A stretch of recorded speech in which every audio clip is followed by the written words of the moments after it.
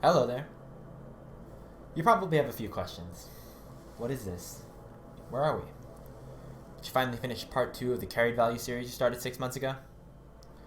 Well, not exactly. If you're new here, this is a show where I talk about things in the Proving Ground circuit that I think are interesting. We're going to take a look at some numbers, maybe make some graphs. We'll talk about some important things and some not so important things. All that matters is you have some fun along the way. Maybe learn a thing or two. Oh, and we're sponsored by Unified now. Which reminds me. Much better. Welcome back to Fruit for Thought.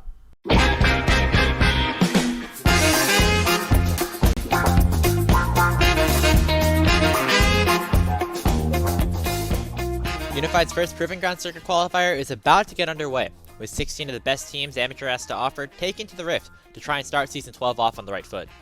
With all the new teams and so many roster announcements, it can be difficult to navigate through all the lineups to figure out who is strong and who we can expect to perform well. Where do we start? In traditional sports, one of the main storylines at the beginning of every season always seems to revolve around the reigning champions. What was it about that team that made them so good? And do they have the potential to do it again? This mindset's a bit less popular here in the Amateur League of Legends space. With short contracts and constant promotions to higher levels of play, roster turnover for PGC orgs is often insanely high, with very few players remaining on a team for more than a split, let alone between off-seasons. With none of the main cores of any semi-pro team from last split sticking together, it seems like there would be very little correlation between who's good now and who was good before. But let's take a look anyway.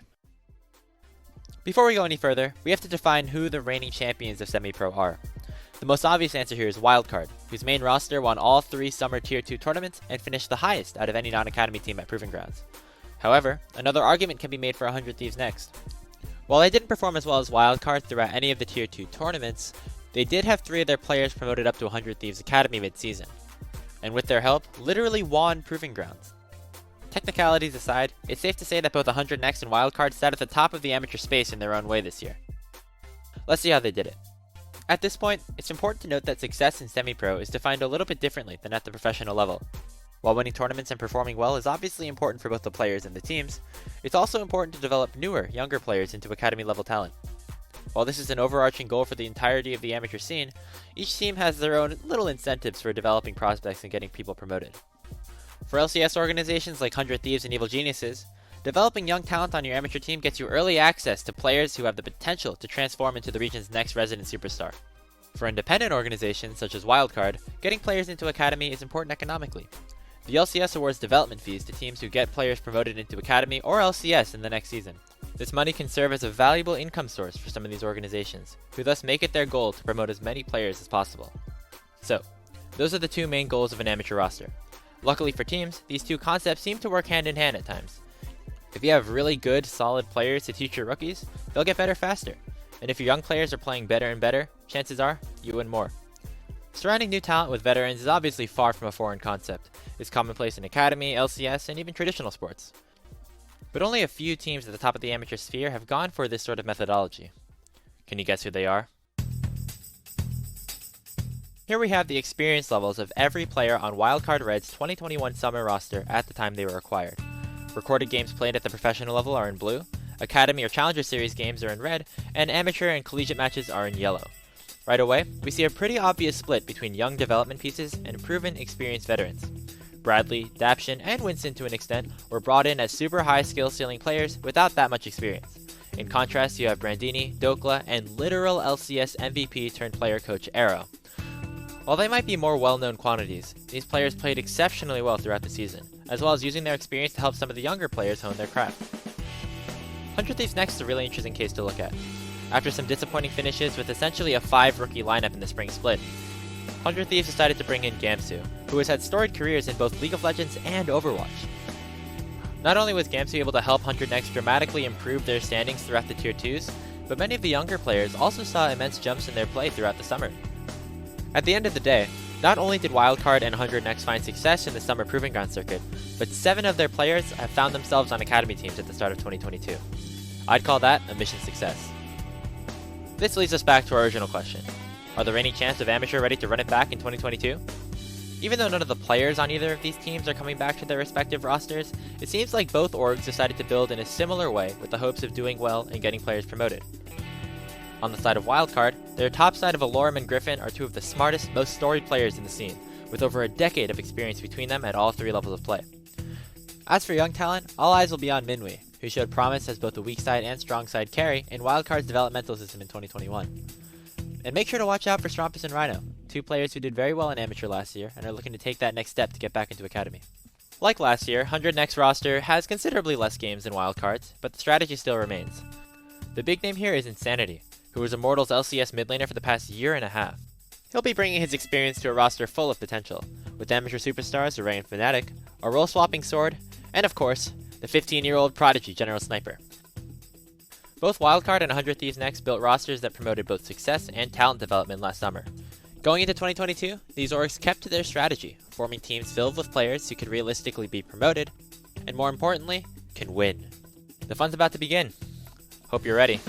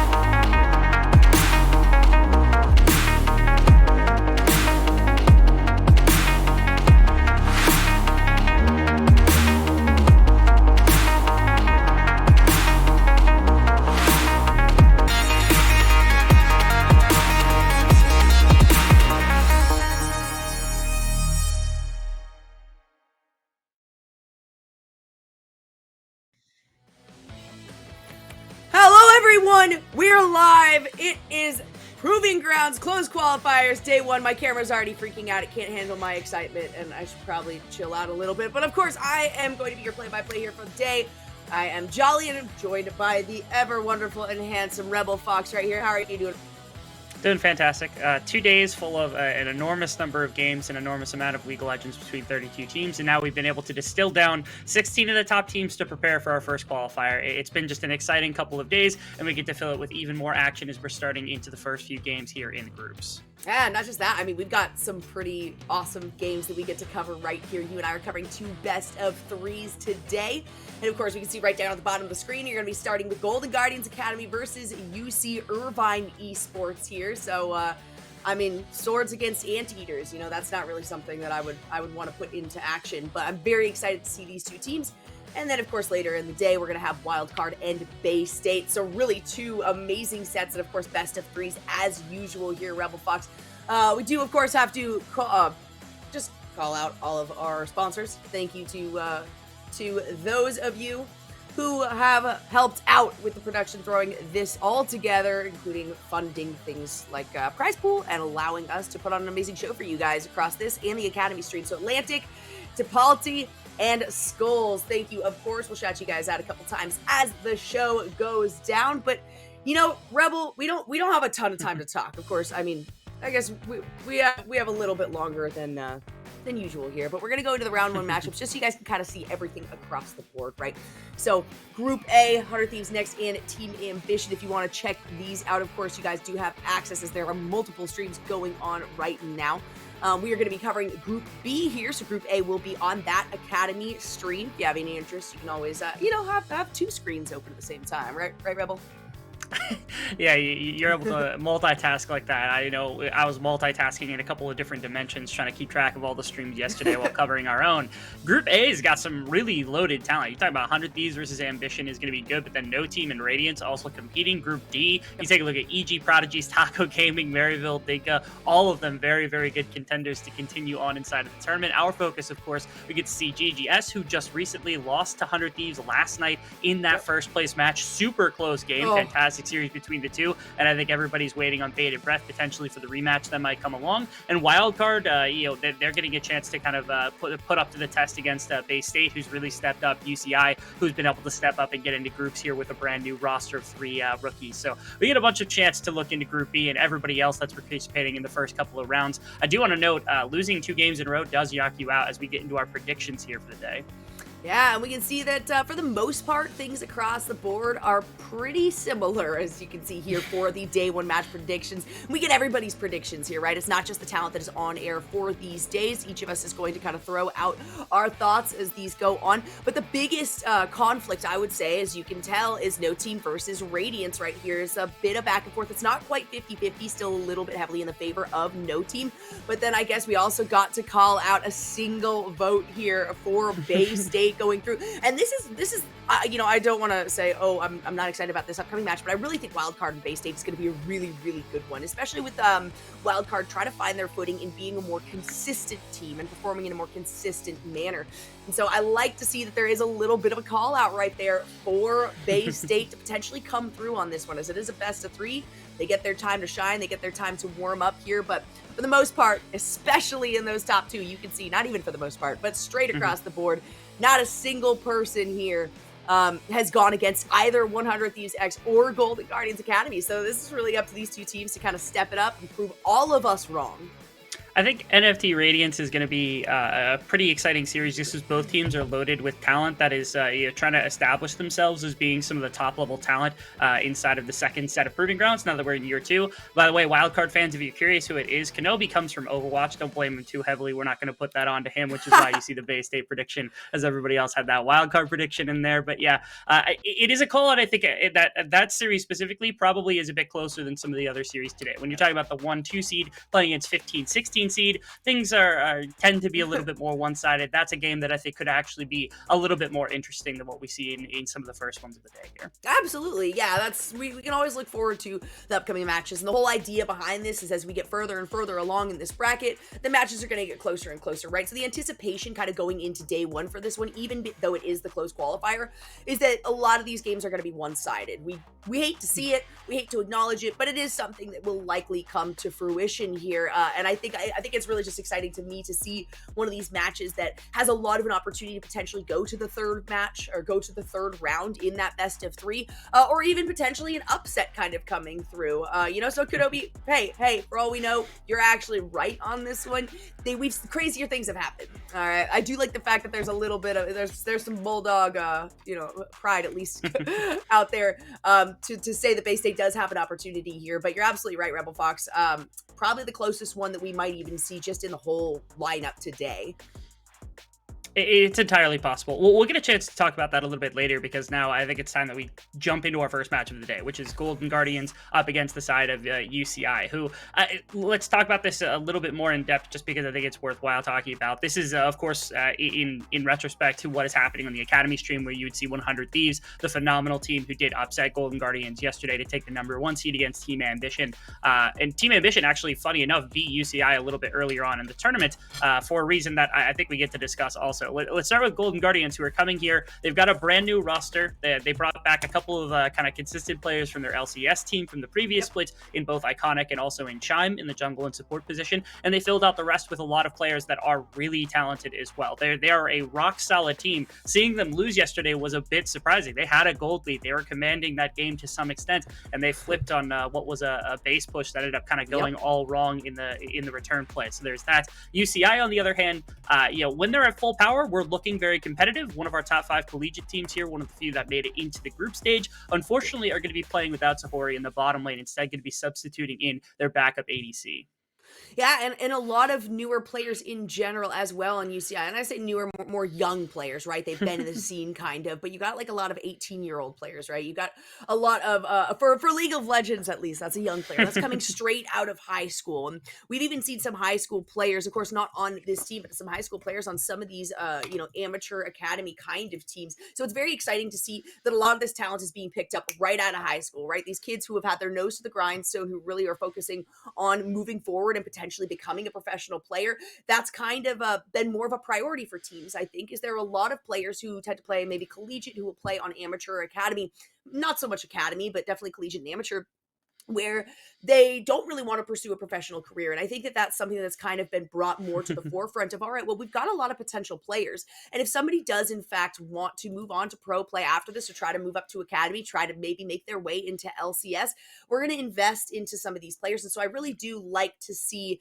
a lot of those who recognize I'm not really in this for becoming a professional saying, you know what, might as well pass off the baton, hand the mantle over to somebody maybe who's a bit younger and who is really, really invested and who does have the mentality here to push forward, because this is stressful. I'm not gonna lie, especially with college schools. We do have two with the two matches that we have today. Of course, UCI being the one to start this out here, University of California, Irvine.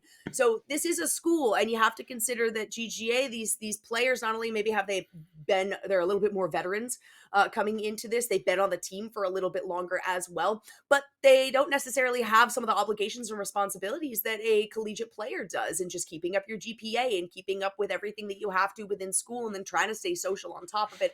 It can be a lot to put on the mental of a player. So I love to see the fact that we do have some really solid representation for colleges and schools within this bracket here. I think it's also been a really hot minute since we've seen UCI be at the forefront. At one time, Yep. back in 2018, they were the champion. Back in They the next were the season, they were top best. 4. And it's been Mhm. a long time since this roster has really been at that same level of competition to be competing. 2020 wasn't around. 2021 wasn't really around in terms Yep. of the collegiate championship. And so they went out and they found 3 new players in Barrick in the top lane, I think one of the better looking top lane prospects in the Yes. entire tournament on his own right when it comes to individual skill. Cinnamon Bread made that surprising run against Wildcard just 1 year ago inside of the first Proving Ground circuit. Didn't end up winning, but did take a game, which was a little bit of a nail biter for them. And then, of course, they had their new ADC, Sahori, who I'd heard a ridiculous amount about when it came to their communication skills and adding that to the team. Alongside Kim Down, alongside Duong Pro, they have Yep. been a roster that's actually been improving slowly throughout the fall. They've made it into this top 16 here in PG circuit, which is something that not a lot of collegiate teams had done in the past. And so this is a roster that continues to look to go forward. And a lot of these players, I think, have very, very positive upside. This is a game where we're not really so much looking, I think, for them to be incredibly competitive against Golden Guardians, because Right. Golden Guardians is literally an academy team. And I believe 4 of these players, actually, I think this entire squad that they're fielding right now without Violet is also going to be playing LCS lock-in. So this is a literal LCS Yep. team walking into the beginning of the split that's going to be playing against UCI. Yeah, so it's not so much of, oh, you've got a potential hill to climb here. It really is like a mountain. It really is Mount Everest.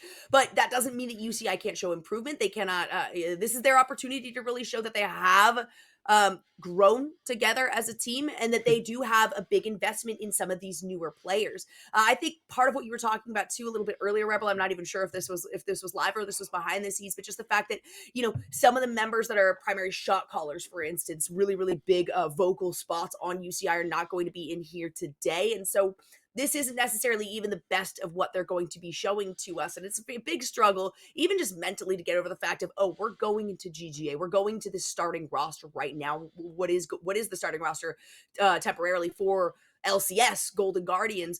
And so I think that they're more than capable of saying, hey, you know what, let's brush that off. We're going to do the best that we can. But I do think it makes it a little bit more difficult with the roster adjustments on the fly. It does. I will say, though, Golden Guardians, when they have been attacked, especially yesterday against 100 Thieves, a fair amount of the ability to do damage to this team actually comes from top lane. Tony Top in the Yeah. past was part of the Academy circuit, then joined EGA, and actually had some good performances on EGA. Tends to like to be left alone in the top lane as much as possible. He's an incredibly good laner, will take champions that are capable of just beating your opponent down in the laning phase. He's famous for the Jax pick and everything else that comes about from it. And so in a lot of games, they're going to want to play away from him. And he's not somebody that's like, oh, I need constant jungle pressure. I need constant movement towards me. He's cool taking a 20-minute laning phase, and he's going to be up 40 CS, and he's probably going to have a solo kill during that process. This is a game where I feel like if UCI really wants to take a full shot at Golden Guardians and take a swing, they're going to have to play through Barrick. Barrick is a talented player. He has a chance at having some semblance of a step up to Tony Top in the top lane. And if they put resources into him, maybe that is one breaking point they can have. Awesome. We're getting some notifications too that the lobby has been made. So we're now just game to start. As I always say, that's my favorite part, when you guys don't have to look at our faces, but in fact, you get to look at the game. And it's fine because Monty's trying to take the limelight anyway away from me. He'll keep popping up in the background. Honestly, anytime I get hype, anytime we talk about these top laners, I guarantee he's going to show up. But I agree. That's one of those situations where, especially with the current state of the game, too, on top of that, top laners have so much opportunity. And it is still, or it can still be, this island state. That we used to throw back a couple of years ago to where top lane was just boring. Top lane was like, all right, how far into the game are we? Is it time for us to go to team fight stage yet? Or do I still just have to kind of maintain myself here in the hopes that maybe a jungle will appear, hopefully on my side, right? On my team. but that's not really the case anymore. There are a lot of potentials for some of these carries or for some unorthodox picks as well, I would say, towards the top lane that could do a really good job. And when it comes to counter picks and bans, I think, this current state of it is even more important than it ever has been. Of course, when you get to the start of this, as we are going to be hopping right over to the draft, when you get to the beginning of this kind of bracket, there's a lot more flexibility, right? You can kind of play around with some things. You also don't necessarily know for maybe some of the newer players, if you haven't done their research, where they tend to excel, what style or what champions in particular might be unorthodox to other people, but is a completely natural pick for some of these top laners. So I do love to see the fact that we've got some incredible tops coming into these teams, really across the board. Every single one of these players that I have seen has had some real standout moments or some real plays on individual champions that are just pretty mind-blowing. I'm excited to see. I know you're talking about champion pools. Tony Top's got his own individual stuff, and Barrick's got his own individual stuff. Jax is a very legitimate possibility. Vladimir is a possibility that is a long shot that Tony Top was really good back in the day. And then you got like Darius, Tryndamere, both inside of the pool of Barrick. We'll need to take those into top side. If we happen to see quite a bit more of a... Graves? Yeah, Graves he was the one that does the top Graves, yeah. Yeah, he did the top Graves. Now, in fairness, he had 0 kills and 8 assists, so like I'm going to knock him for that a little bit. But I mean, if he's just going to stonewall the lane, that's perfectly fine for me as well. Yeah, absolutely. Well, we've already got our first round of bans now finalized. We can see Golden Guardians, Lee Sin, the LeBlanc, and the Olaf. And on the side of UC Irvine, we got the Caitlyn, the Syndra, and the Camille. So pretty classic, strong champions that are in the meta as of right now, and especially for Ryoma. That is very much a Ryoma ban. You don't want to allow the Syndra to go through, and it's going to be a first pick Thresh for Golden Guardians. Yeah, see, in the way that like top laners both have very unique pools that have a bunch of different kind of disparity to them, every champion is barred to Chime. Chime is an incredible player, and he roams everywhere. And against 100 Thieves, I think he was just in every single fight across the entire map, playing incredibly on the Rel. And the Thresh is one of the best champions. Yes, his name is the namesake of the Bard, but before that, back even when he started on Supernova and when he started in LCS, Thresh was that go-to champion for this guy. And it's a champion that he excels at in a number of ways, being able to hit hooks, play make, safety for everybody. It's a fantastic choice for him. Absolutely. And so we've got a response here of, what could potentially be a bit of a flex. You've got the Jhin locked in as well as the Karma here. And the Jinx is going to be the response there to the Jhin. So really working on being as aggressive as possible here for this Golden Guardians Academy side. Jhin is very easy to shut down if you have that early pressure. It is a little bit riskier, of course, with Jinx. Because if you want to get within range, you're going to be expending a lot more mana. However, if you've got somebody like Chime on this Thresh, you have nothing to worry about. They've got possibilities now for Golden Guardians to play into Stixxay very heavily in the bottom lane 2v2, especially when you've got Mr. Dot, who's substituting in for Zahori, who again was a large part of the communication for UCI. You double down on taking the Jhin pick, which usually has a tendency to be safe but doesn't get much interaction unless you force into it in the early game. With this Karma pick, they are really trying to neutralize any possibility of attacking on the bottom side of the map to the best of their ability. So now, at least in my opinion, I think Thresh is going to have to find other places to go, especially because they go for the Xin Zhao for Iconic. It's one of the best champions of the jungle right now, and Duong Pro goes for the counter pick of the Trundle. This was like when Xin Zhao started popping up, this was the immediate response. People said, okay, you can't fight me. I'm going to drain your AD. I'm going to auto attack you with a club to death, and it's going to be easy enough for me to not have to worry about the dueling.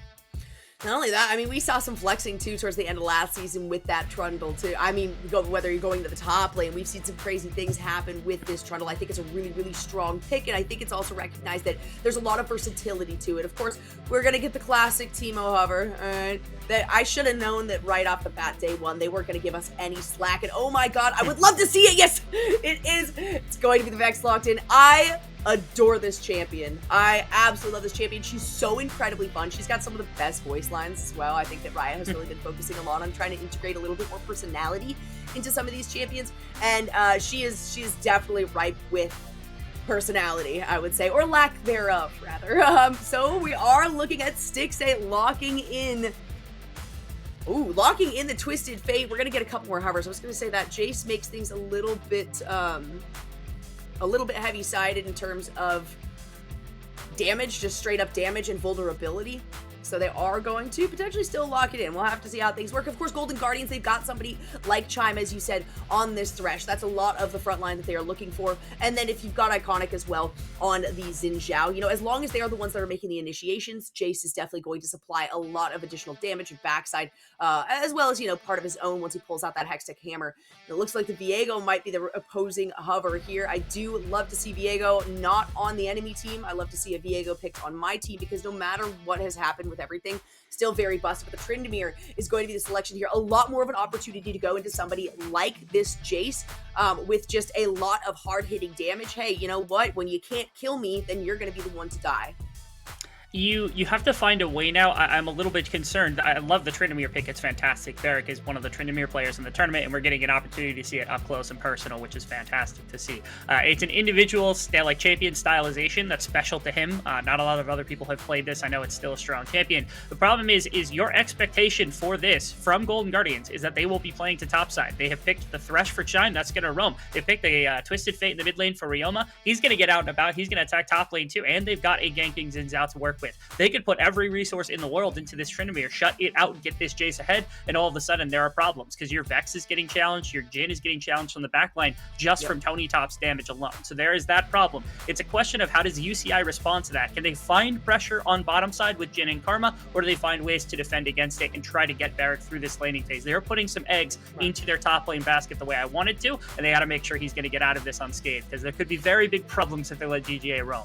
Yeah, well, and not just the roaming from it, but yeah, you're absolutely right. Even just in the laning phase, in terms of before you hit level 6 as Tryndamere, you're in a very risky situation potentially. You've got Jace, who is capable of swapping back and forth between, between his hammer and his cannon, I think is what it's called. And the speed boost that you get innately from just making the swap means that he's going to have the advantage in the early part of the game. And I have no doubt that we're going to see Varric play this very, very carefully and very, very well, because this is kind of a standard style of champion that he plays that really doesn't turn on until they actually hit that level 6. So the whole idea is that the expectation is that your jungle is not going to be able to come to help you out. The expectation is that you're not going to be able to have your support roaming all the way up to the top in the early part of the game before you hit level 6. So it's kind of a self-sufficient thing, but it can be very risky, because like you said, Rebel Fox, if it does end up being Tony Top who gets the upper hand, then you have roaming opportunities from top lane before you even have a Tryndamere who is activated. And that can really just kind of set the whole stage of the Rift completely off kilter. I think UCI is also willing to take a test of 1v1 type of strategy between Varric and Tony Top here. I don't necessarily favor that for them, but what I am saying is that if they were to take this Trundle, move it into mid lane with Cinnamon Bread and shut out Twisted Fate, all of a sudden it's a lot harder to try to generate some of these cross-map plays. Chime's going to have to roam through basically what is a dead lane control that's coming in the way of Cinnamon Bread if you start to get ahead in terms of that. So I think it's another very viable strategy for UCI that could mean, if they put faith into Varric to say, okay, we could take the one-on-one matchup between Tryndamere into Tony Top's Jace, maybe they feel comfortable with that. Yeah, we'll also have to see how much pressure they can really kind of respond with in the bottom side. You know, there is some good opportunity if you have Stixxay kind of out of position with this Karma running through. If you're able to get a Mantra Q pop, you know, there's so much damage that you can follow up with, as well as the range opportunities to be able to get that W lockdown from Sahori here for the Jhin. So there are still some good opportunities, but kind of like you said just a second ago, Rebel, it's not necessarily favorable in terms of the players that we have on board, right? The champions always offer these different opportunities. As it sounds like we have game number 1 ready, so we're going to be tossing right over to the... No! That's us. That's not the game. All right, so right before we step in then, Golden Guardians Academy, of course, we can see here on the blue side, UC Esports on the red side to start the day out in this best of 3. Rebel Fox, are you excited?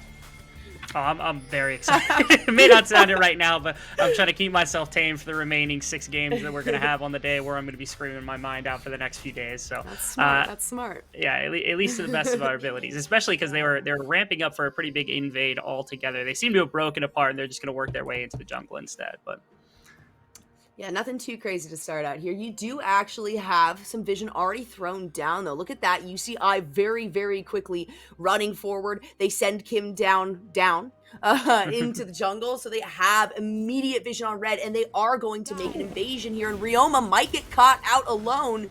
Should be pretty easy to walk away from this one, though. Yeah, they do have 4 members here. They went for like the top side invade, which is the response. It's like the reflected bottom side invade that you can do. Throw a ward down up there to make sure that the Jace is going to have coverage, be able to attack people, things along those lines. And now you're going to be able to talk about everything else that comes through as an invade immediately. It's a flash forward. It's a steal of the red buff. It's Iconic who's going to go down, and it ends up being, of course, Sahori right here is going to be Mr. Dot taking up the first blood. All right. What looked like a very unsuccessful initial invade very quickly got turned around. Yeah, they double down on it. They go, okay, it doesn't matter that we have a vision, doesn't matter that we're down an entire member. We're just going to full commit to this. They are trusting in Trundle and is trusting in Duong Pro to be able to hit the smite, and he does. Gets the red buff away from Iconic, slows down the clear speed, everything else. And now even Duong Pro kind of walking in looking for the blue buff. He doesn't have flash to go for it, but I wonder if he could put some additional pressure into Xin Zhao, just trying to slow down the pacing of Iconic at the beginning of this game. And that was, I mean, that was a lot of trust you got to put into somebody to be able to flash forward. Iconic is getting jumped on again, and Duong Pro is going to find another kill right here for UCI. Holy cow. I don't know about you, Rebel Fox, but I was not anticipating the game starting in this manner. I mean, you can't sit and let this game play around you, right? Like, if you do that on the side of UCI, you're allowing a very solid set of players to go out and about and kind of command themselves. This is an LCS squad. They know how to close games. They know how to play late games. You don't want them to feel comfortable, so they just go attacking immediately with this Trundle pick. They say, okay, we're shutting out the opposing jungler. We're going to make sure that these lanes are not going to play out perfectly for you, and that's exactly what's happening. You don't want to let this Jinx just scale infinitely into the late game the way that we might have expected it to. We don't want to allow a bunch of pressure being put on by Iconic across the map to slow down some of our lanes. It's worked out pretty well for them so far. It's now just about what do they do with it next. Ooh, a nice dodge there on the death sentence out of Chime. You got to be very careful of those because we talked about how much this team can take off of a single hook coming out of this player. And by forcing, you know, this kind of push and response too, and also a little bit of navigation as we can see it down and around. You can kind of see, it's starting to be a mental game, to be honest, from UCI Esports. They're really trying to force GGA to keep Chime there down towards the bottom side. It's going to be a little bit of a fear there onto Barrick, who again does not have the ultimate. He's going to flash forward, a flash in response, though, and the Q is not going to land onto Barrick. Honestly, this is such confident play coming from the members of UCI. I'm wildly impressed. Yeah, I'm really loving it. They aren't taking a break inside of this game, right? They're not taking this to a point where they're going to have to rely on really individual macro play. Instead, they are putting their front foot forward and saying, we're going to play with aggressive right out of the gate. And yes, maybe or not that like GGA can actually turn this, but this is the one strategy that can make them feel uncomfortable. And you can see like Tony Top with a range character had to burn the flash in the early levels against Barrick's Tryndamere, something he's comfortable on. That invade from Duong Pro. All things that they must have discussed beforehand just to make sure that GGA was never going to get comfortable and set their feet inside of this game. So far, worked out for them. We'll see how they can actually transition it into tangible leads. Because again, flash down in the top lane, you throw a pillar behind that Jace, all of a sudden, you're not getting away from Tryndamere. You set that lane up for success. Yep. And that's a nice little combination. We see another little dodge there. Iconic revealing himself a little bit here to these two bottom members of UCI Esports. And of course, the pressure is going to be on, right? When you have Stixxay on Jinx, when you got Chime on Thresh in terms of a versus a Karma and a Jhin, you're probably going to be pushed back. But the fact that they're able to transition these into successful fights, even while they're amongst enemy minions, again, I mean, definitely not something that I was kind of anticipating right off the bat, and this is exactly what you were talking about. You got Duong Pro, who's coming through, and yes, there is a ward, but it might be too little too late. The fear comes out from Barrick. Duong Pro's going to throw it down a ward just to ensure that they have eyes on Tony Top. Barrick trying to navigate around this to avoid taking more damage, and it's going to be a dash in, and it's Duong Pro allowing Barrick to pick up that kill, a third one for UCI. And they just completely deny any counterplay from Tony Top because Barrick doesn't have much of a health bar. It does have a full rage bar to work with a heal, but maybe there's potential eventually for Tony Top to find something if Barrick gives him an opening and gets to anti, tries to get in. Instead, he just lets Duong Pro walk up, auto attack the top laner basically to death and takes the kill away. And all of this was an attempted punish from from what was Tony Top on the top side with the Jace because the wave was stacked and Barrick hadn't backed yet, so he didn't have much of a health bar to work with. He's like, okay, if I can get this wave crashed, there's going to be plenty for me to work with here. And instead, it was a big bait from UCI. Their early game plan is looking very, very good right now. Absolutely, and those 3 kills have been spread throughout, more towards the top, I guess. You gotta see that there's one for Tryndamere, one for Trundle right there. But then you've also got that first blood having gone over to Mr. Bada Sahori is absolutely huge for this bottom side to be able to maintain itself. And now you've got UCI Esports right after that happened. As soon as that first blood went over to Mr. Dot, you get to the point where you're like, all right, cool, we are able to just kind of bully this top lane. And that fear that we had, that I was kind of talking about before the match started, of what is Barracks going to do before level 6, how well is this going to be able to be maintained, especially if Duong Pro needs to focus towards the mid or towards the bottom side of the map. That was immediately sent away as soon as that first blood went over to UCI, and in particular went over to Mr. Dot. So really, really well, adapted. It was very, very much on the fly of saying, hey, you know what, we have strengths across the map here, and we also are capable of adjusting where we put our focus based on how that initial play went down. Yeah.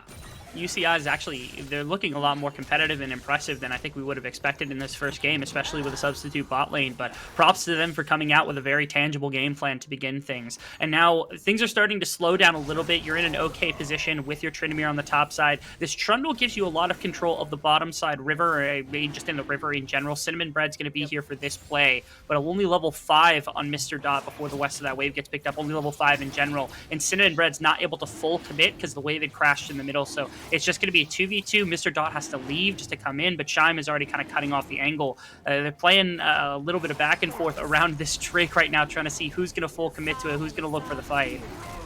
And it does look like it's UCI that decide to fully commit with 4 members here. Chime is trying to get the steal away, and it's going to be farther engaged by Cinna, who manages to pick that up thanks to the ultimate. Can the second one hit? Chime is actually going to flash out of the way. I'm not sure if that range would have supported it, but it was very well done. Again, UCI find themselves not just the dragon, but a kill on top of it. I'm really confused about what GGA was trying to communicate right there, because Ryoma had actually stepped off the mid wave because there was a little bit of hovering from an additional champion, and it allowed Cinnamon Bread to push out the mid wave and join the fight on the bottom side before the dragon had really been spiked down. All that kind of questioning and all that decision making that wasn't quite there. If they had just committed fully to the dragon, they might have been able to cap it before that mid wave got crashed. And if they hadn't gone to it, they could have just given up the dragon and not worried about it, try to go somewhere else, maybe try to set top lane in a different path. But instead, they have this dance around the dragon, end up losing a kill off the back end because Cinnamon Bread's able to tag a nice ultimate. And it's just, again, questionable decision making from Golden Guardians right there.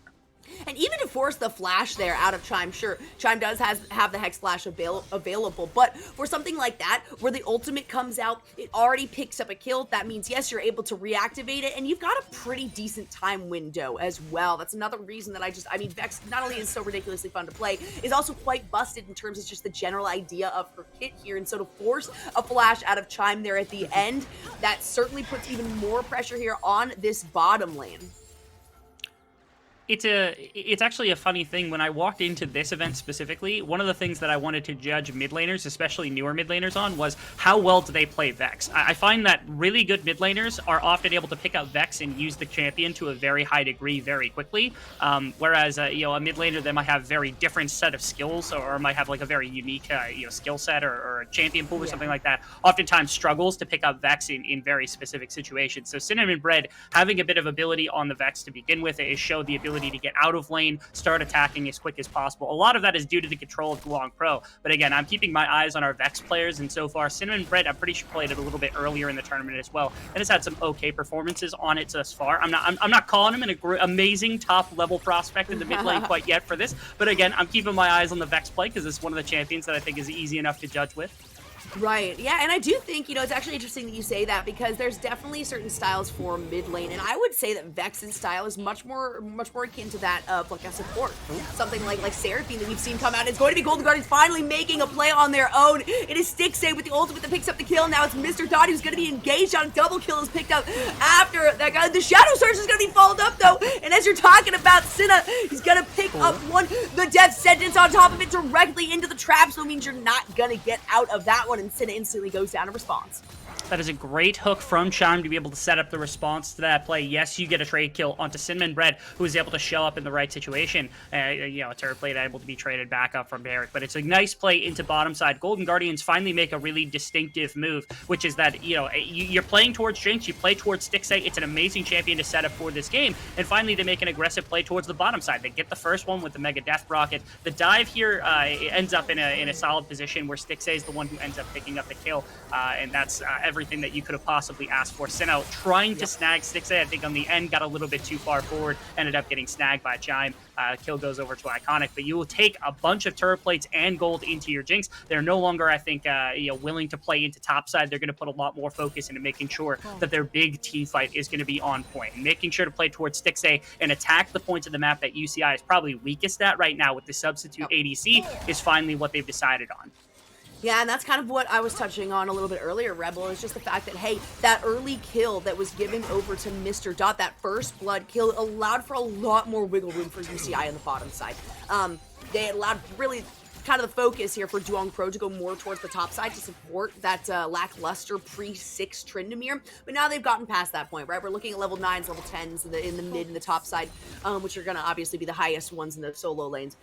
So that now, not that it's been negated, right? They still have the benefit, they still have the dragon, they still have 2 additional kills, but the gold has transitioned over to Golden Guardians Academy, and you're absolutely right, Rebel, in that focus now needs to be readjusted. It's going to be Chime hitting Duong Pro right there, but immediately gets turned around into a fight and will be kept down with some beautiful damage that follows it up. Sinna going to be picking that one up, and yet again, Duong Pro is going to be navigating his way and stealing part of the enemy jungle. Another situation where it seems like Golden Guardians Academy weren't sure if they wanted to full commit to a 4-on-4 inside of that jungle, and UCI just take full advantage of the lack of just like very, very decisive calling on that one, where they say, okay, Chime hits a hook onto a trundle, it's in the middle of nowhere, and they're like, okay, we don't really know what to do here. Do we full commit to this? And in that process, the pillar getting dropped on Chime, and then the support coming in for Mr. Dotkin down leads to an additional kill going into the back pocket of, again, Cinnamon Bread on this Vex, who continues to just rack up gold. The solo laners here having a great day at the moment. Nice move from Ryoma. Ooh, the flash forward and another beautiful hook right there is going to give Stixxay yet another kill, following it up with the lantern. A nice lockdown there. Ryoma is going to pick up the kill on that one, and things have very quickly transitioned. Even though UCI is finding themselves these objectives, they are not winning the fights. They are making sure now to put a bunch of pressure, put a bunch of gold and resource into making sure Stixxay is going to be ahead. If you're losing your top and your mid lane this badly, and you're not going to be able to catch up anytime soon, you got to find some strikes somewhere. And so Golden Guardians continue to lay on the pressure to this bottom side and take advantage of the newer player in that role for this UCI team. As they also use the Rift Herald, they're able to find a nice position. Ult into the river, they're going to find a fight. There it is. Shadow Surge goes forward. It's going to be a hook in response onto Sin, and you got to watch out because Stixxay is back in the wings trying to throw out yet another Q right there. It's not going to be enough damage, and this is where Vex can kind of fall off as well.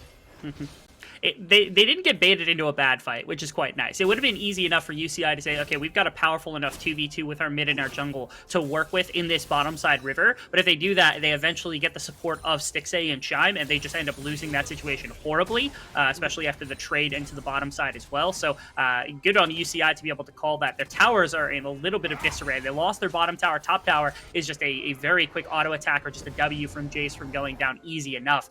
So it's going to be a little bit more difficult with the longer lanes and getting shoved back for Tryndamere to do the split push type thing.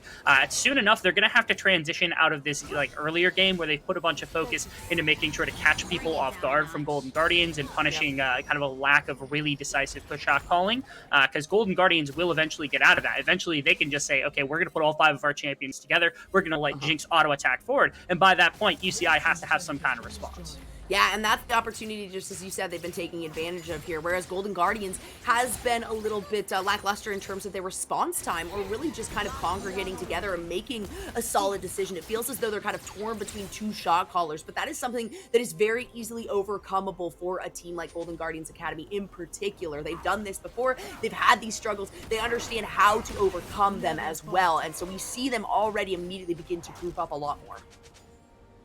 I also like that UCI has given them a win or given themselves a win condition in the Dragon Soul, just because they have the possibility. They got the first two, and a Chemtech Drake is not exactly the Dragon Soul you want to be giving up on the side of Golden Guardian. So they've got to be ready to team fight when the time comes. If they're going to play chicken with the third dragon or the fourth dragon, they're going to have to be forced into a situation where UCI can kind of force their hand into fighting around one of these objectives. And at that point, UCI they get to decide: do we want to scale up for another 20 minutes while the Dragon Soul or the dragons are getting contested and GG's taking those away, or do we want to find a moment during the course of that time period where we can actually look to fight? Tony might be in for a rude awakening here. Yeah, Barrick waiting in the bush. The ultimate should be able to be expended, but it's flash forward, and in the wings is Iconic. Not only Iconic, but 3 other members, a total of 4 here. Golden Guardians teaming up very, very well. That means a flash expended on 2 ends, but no kills to come through. In the meantime, the rest of UCI is going to focus here on the next Rift Herald. Yeah, Rift Herald likely to be taken. I don't know, the transition's going to be fast enough here. Unfortunately, no TP on Tony means this is at best a 4-on-4, and everyone else is a little bit slow to the game, especially because Iconic went for a full back. So you might be looking at a 4-on-4 fight. I think they're going to bail on that idea. Instead, they're just going to move Stix A up mid, and you look for a bit of chip damage on the tower. Probably can't get the whole thing with the Vex around, and it's just going to be the Rift Herald take in exchange for Barrick's Summoner spells, which he did use both of in that exchange up against Tony Top, where Tony Top just burnt the flash and didn't get anything else out of it. So Barrick threatening, not quite as menacing as he will be once he hits 2-3 items, where immediately those crits are going to do way too much. And now looking for Ryoma, he's going to be able to find an ultimate to get away from the Trundle. Not going to worry about that one. And now actually, with the support of Kim Down, I didn't see him there. Trundle's going to be able to walk out, so nothing crazy from either side. That and Cinna with the pinch around the top side as well. So I think UCI Esports is recognizing, all right, those kind of situations where we were catching Golden Guardians out and they weren't really responding in time, that's not going to work for us. The exact thing that you and I were just saying a moment ago needs to be addressed absolutely has been. Getting a replay of this situation right now. I think it was just them not having the vision and seeing that that wasn't going to forward, and their backs, I guess. Is there? I'm not sure. Did I miss something during the course of this process that we're getting a replay of? Yeah. I must have too, because I cannot help you out on this one, Rebel. I'm not quite sure. Somebody really doesn't like Duong Pro hunting for that twisted fate right there. He just wanted to clown him a little bit more, I guess.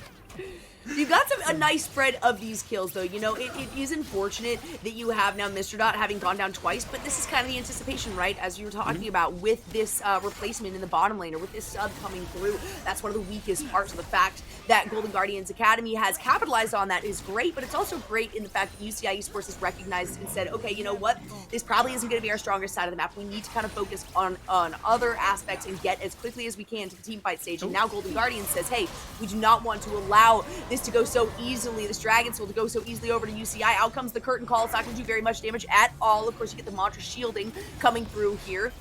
You get the shielding from Chime with that Lantern. It's going to give the opportunity for Duong Pro to kind of navigate his way into this. And out comes the Shadow Surge. So much damage on the back end. It's going to pick up 1 kill, as well as the Crescent coming through. And Barrick now is trying to send away Chime. In goes Cinna, tries to re-engage here, does fight it with the ultimate, but doesn't pick up the kill, and now has the opportunity to send it out once more. Cinna's going to pick up yet another kill. That fight was all over the place, Rebel. They took that fight and they shattered it into a million pieces right there, which is exactly what UCI is looking to do. And they've confirmed themselves third Drake. That's going to set them up. Okay. Poor Duong Pro. He didn't realize he had the Rift Herald in his inventory. He's cool dropping this here. I just think that probably stopping right there wasn't exactly what he wanted to do, but it is going to confirm the tower. But what a play from UCI, because they win the fight the entire time. They grab the dragon, they get everything in their back pocket, and they set up for a Chemtech Soul, which is not what you want. All of this was around this dragon. We knew this was an inevitable thing that was going to happen, that GGA was going to look to force for a fight. They worked their way into the river so that they can capture this ahead of time. They force UCI to make a really aggressive move. The thing that baffles me is how in the world did UCI get them to split in basically 3 full different directions? Because you got on one side of the fight, the top half, you're going to see Mr. Dot sets up as the Jhin. Cinnamon Bread actually gets on the right side of the fight on top of a ward, finds an ultimate into Stix A, and Barrick gets around back to be able to put damage into a third member all at once. This all happens, and GGA just looked completely dumbfounded about how to play out this entire situation. It is really, really amazing to see just how easy this was once this ultimate hits and tags, because Stixxay gets killed immediately. Now all of a sudden, Iconic and Chime are on the back line. You see the other two, they get very kind of pillared off, and they're able to find Tony top. That's the Long Pro and the Trundle who gets that one. And again, Barrick finds a third on the back line. Iconic tries to fight for something, but just can't get anything back, and they give up third Dragon in the process. Such a beautiful split there, and that's a heavy commit, right? If you're going to send Berg all down and around to the bottom of the pit in the hopes and anticipation that Golden Guardians is not going to find an opportunity to initiate or engage onto the front side, which in essence puts him farther back and farther behind, it's absolutely spectacular to watch such, I mean, just really such a high-end play come to fruition for these guys in UCI Esports. We'll take a look at that gold lead over time, too, up until 10 minutes, even though Golden Guardians wasn't that far behind, it was still definitely a lead. It was just, I mean, we can see that that's only 12-7-2, so it has not been a massive split. You're looking at under 2,000 difference throughout the entirety of this game, but Golden Guardians kind of started to take a little bit of a dominant lead, and instantly, I mean, immediately that was staunched down. Not only did it make it so the gold was even, but it turned the favor back into the hands of UCI Esports after one fight. Pretty much every ounce of resource now from Golden Guardians Academy, I think, is just going to be thrust into Stixxay, and they just have to play bodyguard at this point to allow Stixxay to play as close to front to back as possible. And down gets caught. Oh, that was a Hex Flash. Out is going to come in the box, and that is just an instant lockdown. Ryoma is going to find that one. Sinna looking for the ultimate here, but it's going to be a nice lantern to avoid that. Ryoma is going to dodge another shot from the curtain call right here. The last one is going to miss, go right in between those two members of Chime and Stixxay. Man, poor Mr. Dot, just not able to hit any of these skill shots in the last minute or two. Yeah, I'm getting caught right there. They aren't able to make or force a play off the back end of it. The Jhin not able to hit the shots because it's a little bit slow and everybody's able to range. They did. Yep. I don't think there was enough damage behind it. They're looking to force down this tower with Stixxay to the best of their ability. During the course, also big props to the communication between Stixxay and Chime, because that lantern saved what could have been an assassin bread from the Vex tagging the ultimate immediately onto that Jinx. That could have been disastrous if you dragged him back into the rest of the team and they were able to get enough people there for a fight to break out. So yeah, good on GG. They were able to find some definitive plays here and there. Oftentimes it feels like Ryoma is kind of at the center with gold cards or pick potential alongside Chime. So I think that's where they have to start playing around, is using this Twisted Fate ultimate with the gold card and just looking to try to pick off individual members from UCI little by little, shave away at the gold lead, get themselves in a position where they're comfortable, because right now, I mean, they're only a couple minutes out from losing this game. If they lose that Chemtech Soul, are coming very close to losing. Yep. Well, and, you know, not just are they recognizing, I guess, that Ryoma is definitely the center of a lot of these fights and is really facilitating the turnaround that Golden Guardians has been able to have. But hey, the more that Ryoma can kind of take upon his own mantle to allow Stixxay to just get farther to the late game, get closer and closer to the late game, because that's really a big thing that Golden Guardians is also looking forward to. You've got 3, 1, and 3 for both this mid laner and this bottom laner, and that's sitting real pretty, especially considering that they've shut down the opposing bottom lane. So really, the responsibilities fall towards the top half of the map for UCI Esports, but that's very hard to do if Vex is going to be denied being able to get that Shadow Surge hit, right? Because you've got such minimal range. Yes, you've got the Pillar. You know, yes, you've got Trundle's ability with the fact that he's got Frozen Domain to try to get in there quicker, but that doesn't necessarily mean that they're going to pop off enough damage with all of the crowd control that's coming through from Golden Guardians Academy. That exactly proves it right there. The range is just too much right now for this front line to deal with. 15 seconds until this dragon is going to be up. Look to see where it is that both Cinnamon Bread and Barrick, like you said, these solo laners are going to be positioned, because if they can get into a backline is really where this entire fight could actually go very wrong for Golden Guardians. Seems like they've got enough control of the river. The poke from Tony Top is starting to come through, and it means that it's difficult to get onto this dragon. UCI don't want to overreach here. I think they should be more comfortable giving this if they need to. That's going to be a lockdown, though. And there's so much more to follow up. The Super Mega Death Rocket comes through. But so does just Shadow Surge. So much damage. Barrick manages to find his way onto the backside here. Will the crits be enough? Or will the Undying Rage yes, just barely. No way as the Undying Rage goes down. Now, Cinna trying to do what he can. No way! Barrick is able to find a second. The vision game is so strong, and UCI Esports vehemently take control of this game by snagging themselves the Dragon Soul. They walk directly into Golden Guardians. Man. They're just standing in the river in front of them. They lose their jungler. Everything is looking wrong. And out of absolutely nowhere, Barrick gets into backline and kills 2 members without the ultimate really accomplishing all that much. I thought this was pure disaster. I was like, hey, UCI, back off. You got 3 dragons. You got time. I know you don't want the Jinx to scale, but at this point, she's on 3 items. Like, you're not really slowing that down to any event. And once Duong Pro went down, I thought this was just pure disaster. But look at Cinnamon Bread finding another incredible ultimate onto Chime, setting up a little bit at the beginning of this. And Barrick, look at the engage range. The combination of the Gale Force, the flash, the E, means that Stixxay can't get away and was literally like single points of health had to be from dying to Stixxay. Ryoma not prepared for Barrick to re-engage on him out of the rush. Finds a second, and all of a sudden, the fight's a complete disaster. Golden Guardians can't contest. They lose the Dragon Soul on top of all the kills. The team has come to fruition. UCI came to play. Cinnamon Bread came to collect his Golden Guardians win yet again. Holy cow, that was an absolutely insane team fight. And you also have to consider too, I do, I don't want to call out Golden Guardians, but there were definitely multiple times where, that split kind of turned away from Barrick, where you had the opportunity to potentially take it down, but then you had the turn and the adjustment into, being able to use that vision play, or that anti-vision play. Really, now Stixxay is trying to deal a bunch of damage here to Duong Pro.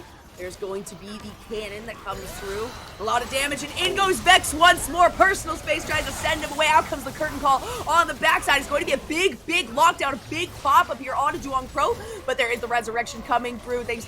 Oh my goodness, instantly gets burned down though, so it doesn't make a difference, and this is that long range damage I was talking about that is just too dang much for UCI Esports to deal with now that Golden Guardians has gotten themselves collectively as a 5-man team. Yeah, the kite back right there was phenomenal.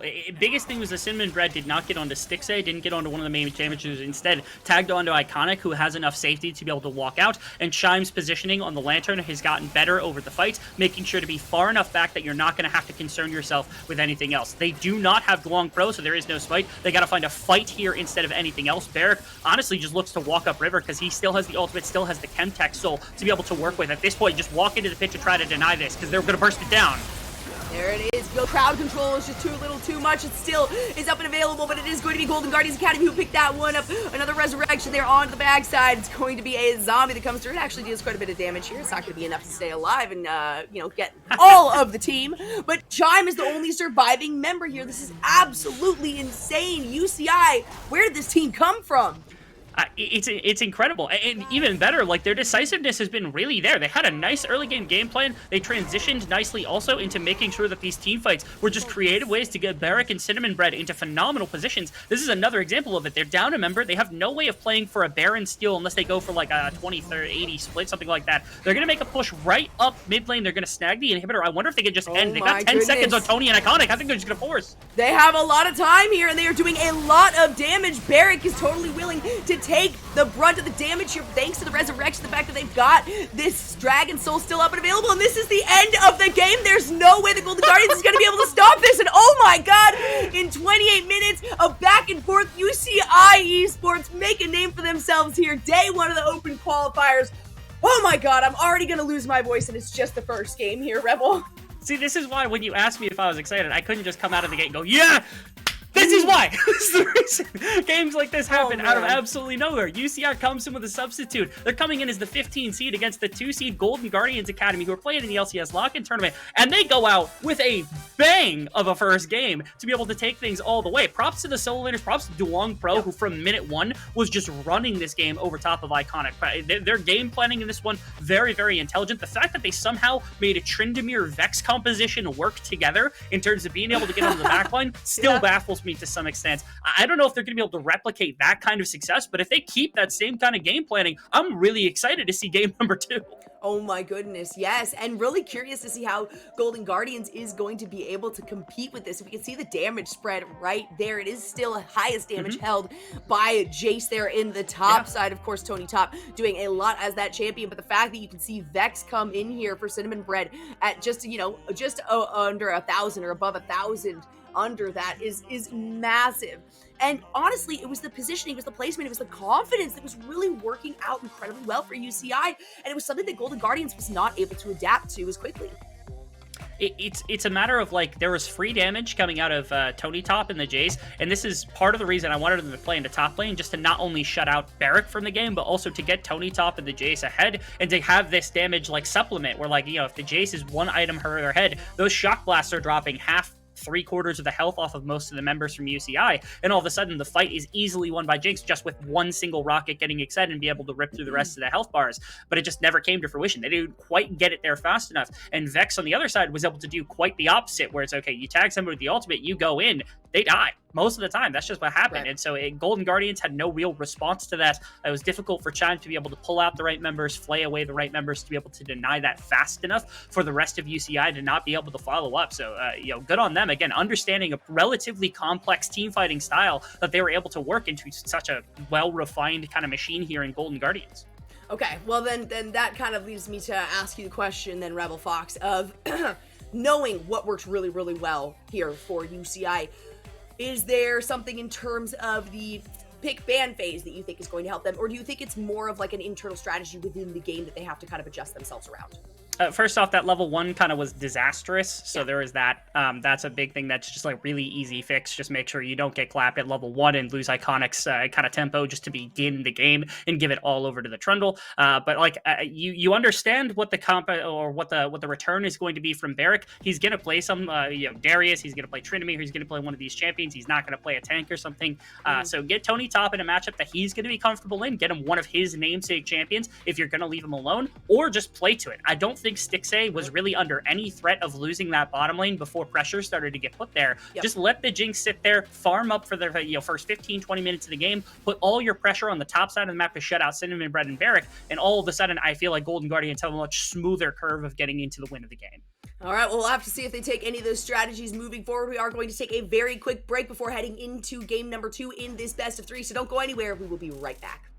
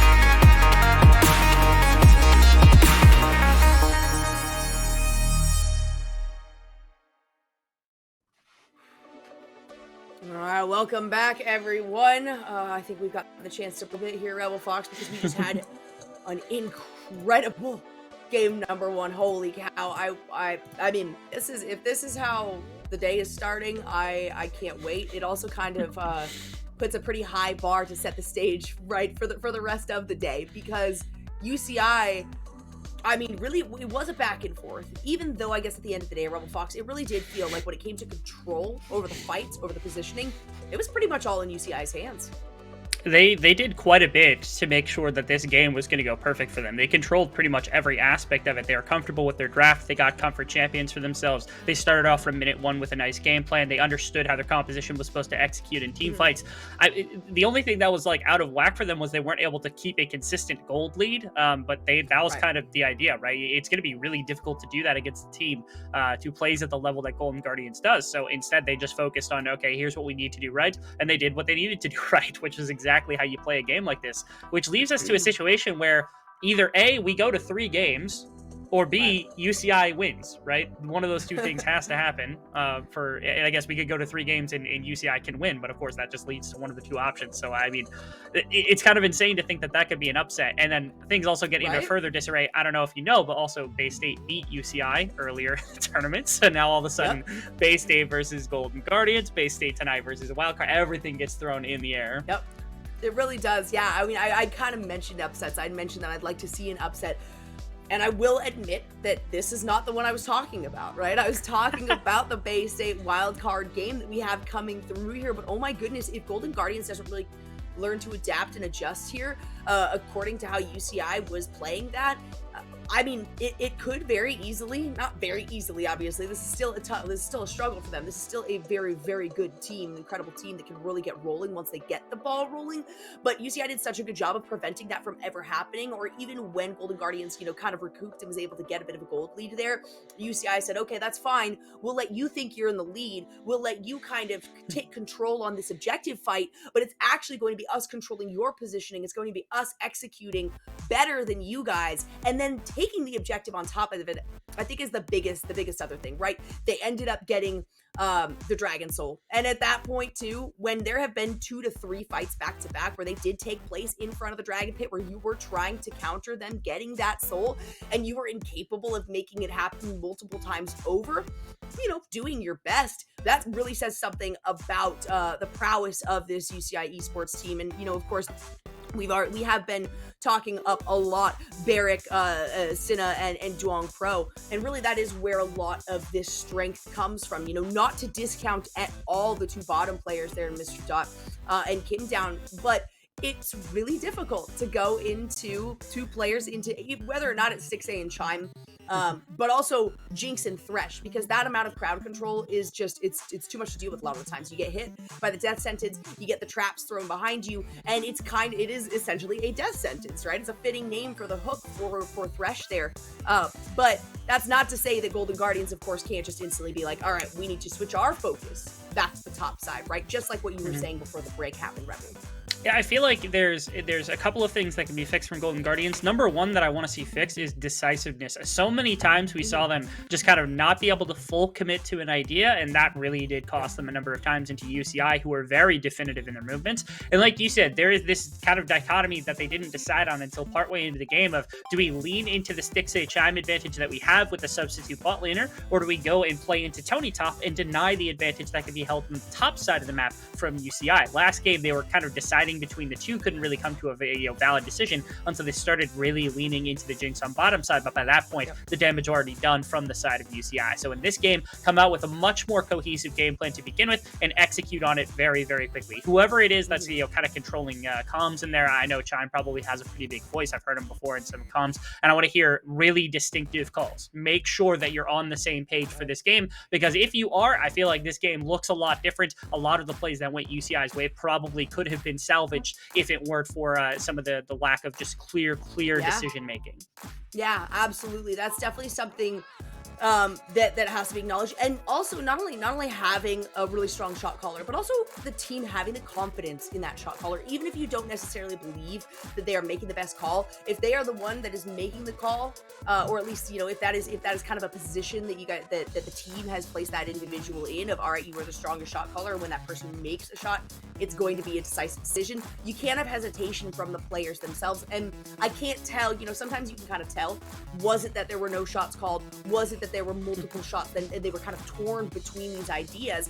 And so just coming to that cohesive position of saying, all right, you know what? It doesn't matter. We are just going to move as a unit. Whether or not it's the right call, we're going to execute it together, is actually more helpful than having that fight between members of really what is the best call, right? If there are two primary shot callers. I do think the other big thing, towards the end, we were talking primarily about Cinnamon Bread and Barrack, right? But the whole first part of the game, absolutely, thanks to Duong Pro with the invades. And it wasn't just the starting invade that ended up getting that first blood over to the Jin and Mr. Dot. It was really the multiple invades that followed up to where they shut, I'm pretty sure we saw a solo kill onto Iconic. Either that or it was, assisted there, maybe with Cinnamon Bread, but invading to the point where they were then able to kind of navigate into the jungle and just say, okay, this is mine again.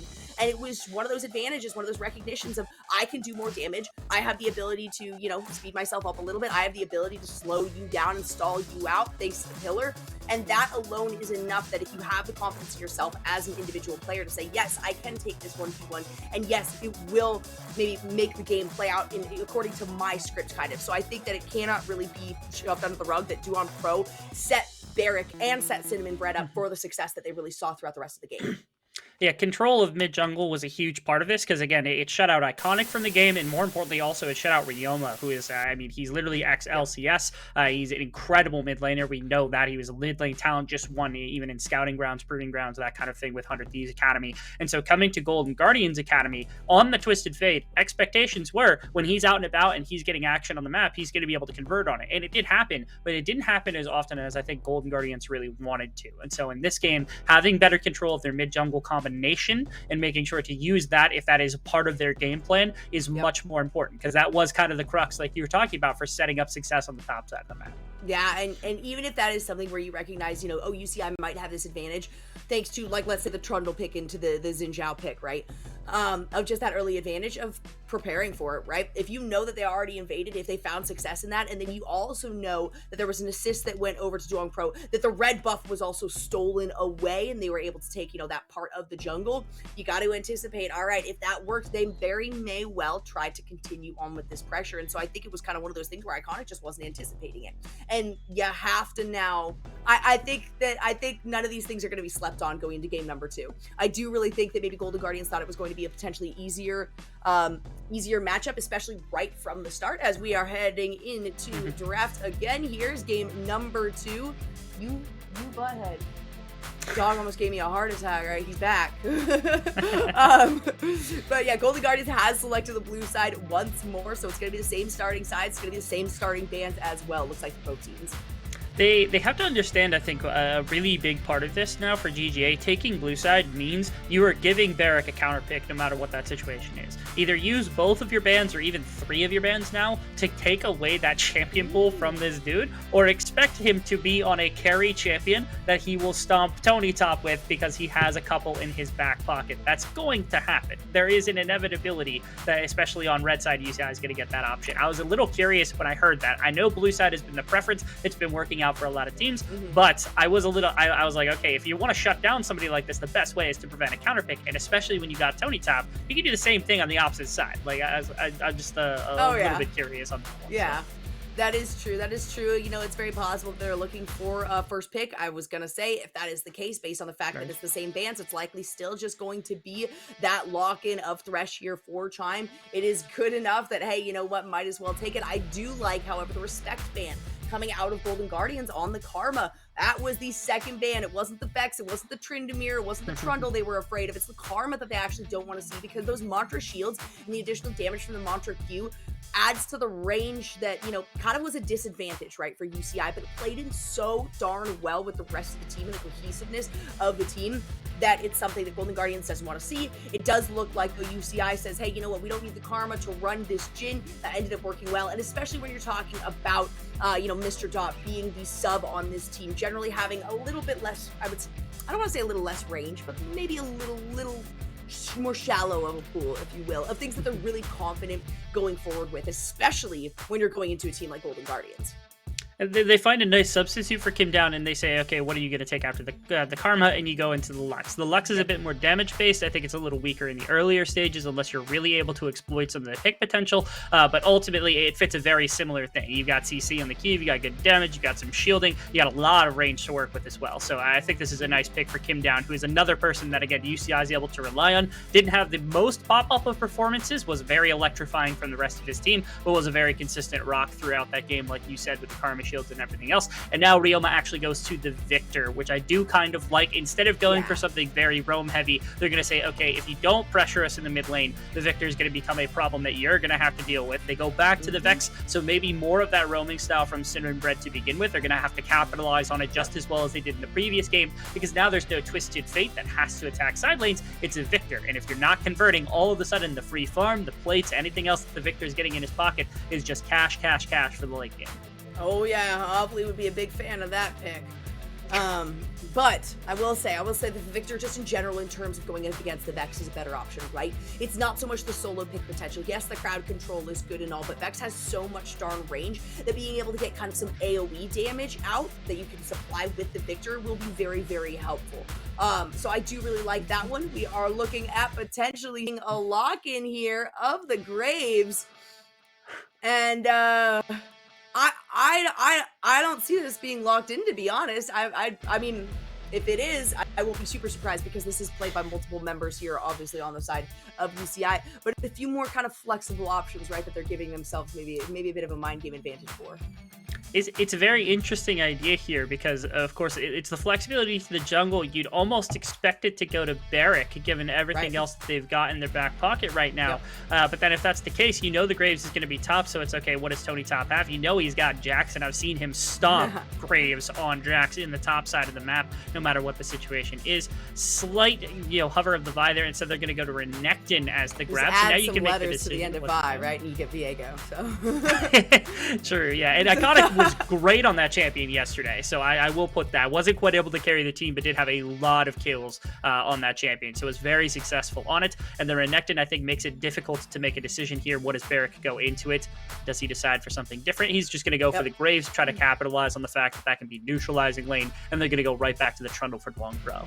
Yeah, I mean, hey, if it ain't broke, don't fix it. And, that there's still an opportunity, I guess, for the Tryndamere to be picked earlier on. Of course, we can see that it was selected in the second ban phase there. Golden Guardians, in fact, banning out that Xin Zhao as well. And so, I like it. I like what we're going with here. The Jax was taken away too, and the Gwen is also very, very good into the Graves. Just has so much sustainability and survivability. I think that's kind of what Tony Top went with as well with the Renekton, right? If I can't get that sustainability, survivability from a Gwen, if I can't get it from a Jax, I can at least someone get it here from a Renekton. A little bit less consistent in the early game, but once it gets to a later game with the slice and dice, with the ability for that immediate solid lockdown onto Graves, if there isn't already a solid advantage and in roaming opportunities really for Barrick, things are going to get really, really difficult there. But that means that we can imagine that, again, Duoling Pro is probably going to say, okay, hey, you know what, guys? Even though this might be the weakest part of the map for us, y'all did a really good job on the bottom side. Just kind of sustain, maintain yourselves. We'll try to feed you some early kills again at the beginning of the game, just like we did in round number 1. But the focus should still, once again, given the power that we've seen and the prowess that we've seen from those players, probably be pushed towards Barrick and towards Cinnamon Bread. It's actually really funny because in this game, UCI, normally I have problems with compositions that are drafted into Victor or into Jinx because they're too low range and those champions have a lot of range to them. But you talk about Jhin ultimate, you talk about Lux ultimate, you talk about Vex ultimate. You've got a lot of ways to get on top of Victor and put damage into those two champions, which I can respect quite a bit. And it's nice because, like, if you think about what Barrick likes to play, typically I would think Darius might be a grab. I know it's not perfect into Renekton necessarily, but it's something that I'm sure he's well-versed enough in to take into the Renekton matchup and fills the same role of being kind of a defender against the Viego and the Renekton when they try to get in on top of the squishier members of the team. But in this regard, what it's for is exactly that purpose, but also has a safer laning phase, and it's got range potentially to contest and throw some extra damage into Victor, into Jinx when the time comes. So that's the idea, I guess, for UCI, is just deny anything on top side. They can play to either side of their map. I actually kind of would prefer to see a little bit more mid to bot side focus for Dwong Pro and to leave the top lane alone, because this isn't the same kind of Jax pick that Tony Top can take away. Renekton isn't something he's as good at just taking over a game from bottom to top. It's not really designed to do that as a champion. And so now, if they don't super hard go for it on GGA to get that, Renekton ahead, Graves is going to be fine. Just go to the other side of the map, start attacking down there. Yeah, and then, because you do have that question for Golden Guardians. All right, do we focus where we know that we can get an advantage in this bottom lane, right? Do we help push that? Or do we try to just kind of prevent what happened in the last game? Because it was enough to overtake the game. All it took was a lead, really, for and it was only, one kill apiece, but they had just kind of a control in terms of the rotations on the map, in terms of their mobility, and again, in positioning on these fights. And so going through into this one, I guess my biggest fear for UCI on this would just have to be there's much less frontline going in on this one, right? With the Tryndamere, you've got the survivability, you have the Undying Rage, you have the chance to get into the back line with that low range but high damage, high crit champion, and that doesn't quite come through here. With Graves, you have to anticipate, sure, you might have some positioning advantages. It might be easier for you to get where you want to get. The fact that you got your dash, the fact that you also have the range ability, and you've also got the blind there with the smoke screen. But at the same time, how far into the game does that matter, really, when you have so much survivability? And Viego's another one of those, very similar to Gwen, kind of what I was talking about, in that it just gets to a point after a few items, it is so dang hard to kill them. And it takes a lot of crowd control. It takes a lot of decisive, just saying, all right, we're taking down Viego right now. But when you have people backing a Viego like Ryoma on the Victor, when you've got Stixxay on the Jinx, more crowd control, and amazing, Thresh on Chime, and then of course Tony Top, who's going to be able to slice and dice in, right? How much really can you focus on these single targets once it gets to the team fight stage? It's going to be tough.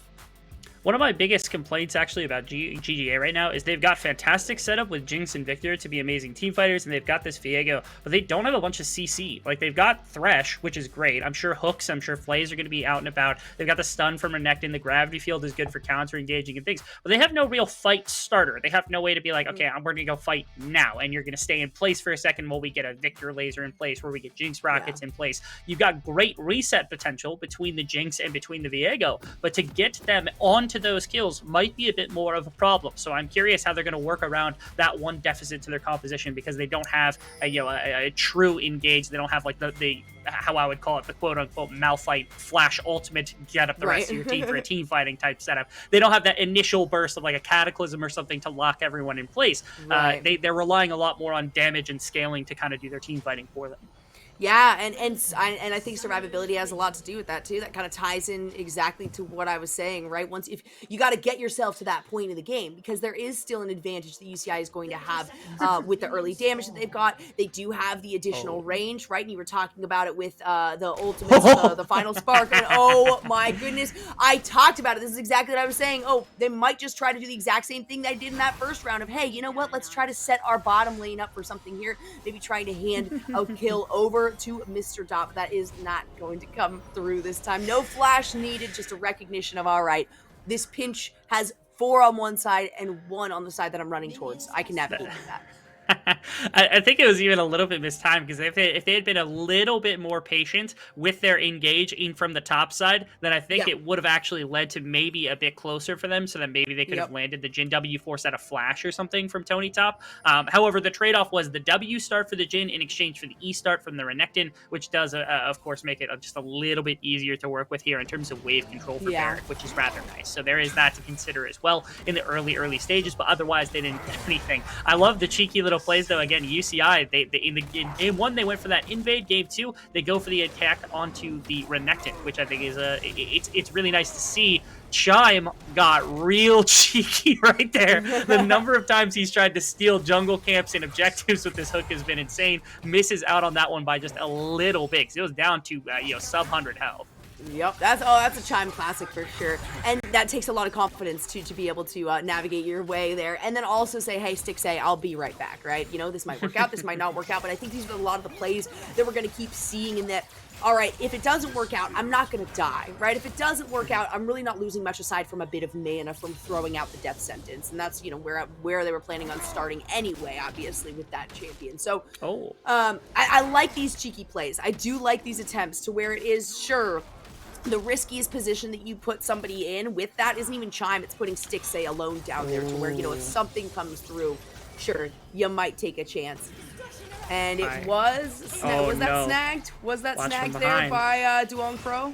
Duong Pro snagged it, but even more importantly, he's behind this team. They just hit a hook, and they're going to have a pillar. Oh, no. There's the frozen domain. A little bit of a flay outward, but that is still a level 3 Duong Pro. It's going to be first blood once again, handed right over to Mr. Dot. Has to use the heal to try to stay alive there, and also kind of peel the rest of its way in Chime. Duong Pro says, all right, I did my job. I got my double buffs. I'm level 3. We're good.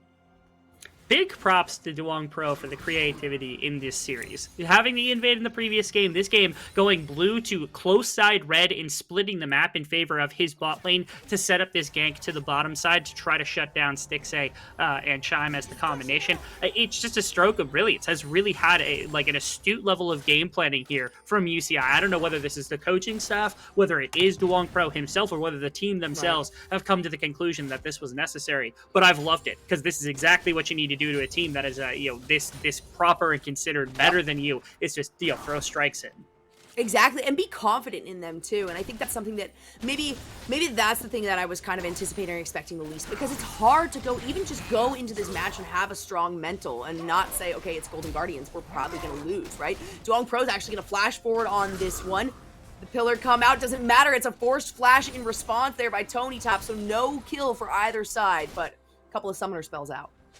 Duong Pro seems to be very, very keen on the idea of now burning as much pressure as possible for between the side lanes. I like this idea of working through both bottom and top. Had Sohori been in, I would have suggested this is the playstyle that UCI should go for just about every game, is just, fighting with Cinnamon Bread and Duong Pro and attacking into their side lanes, which usually have quite a bit to them.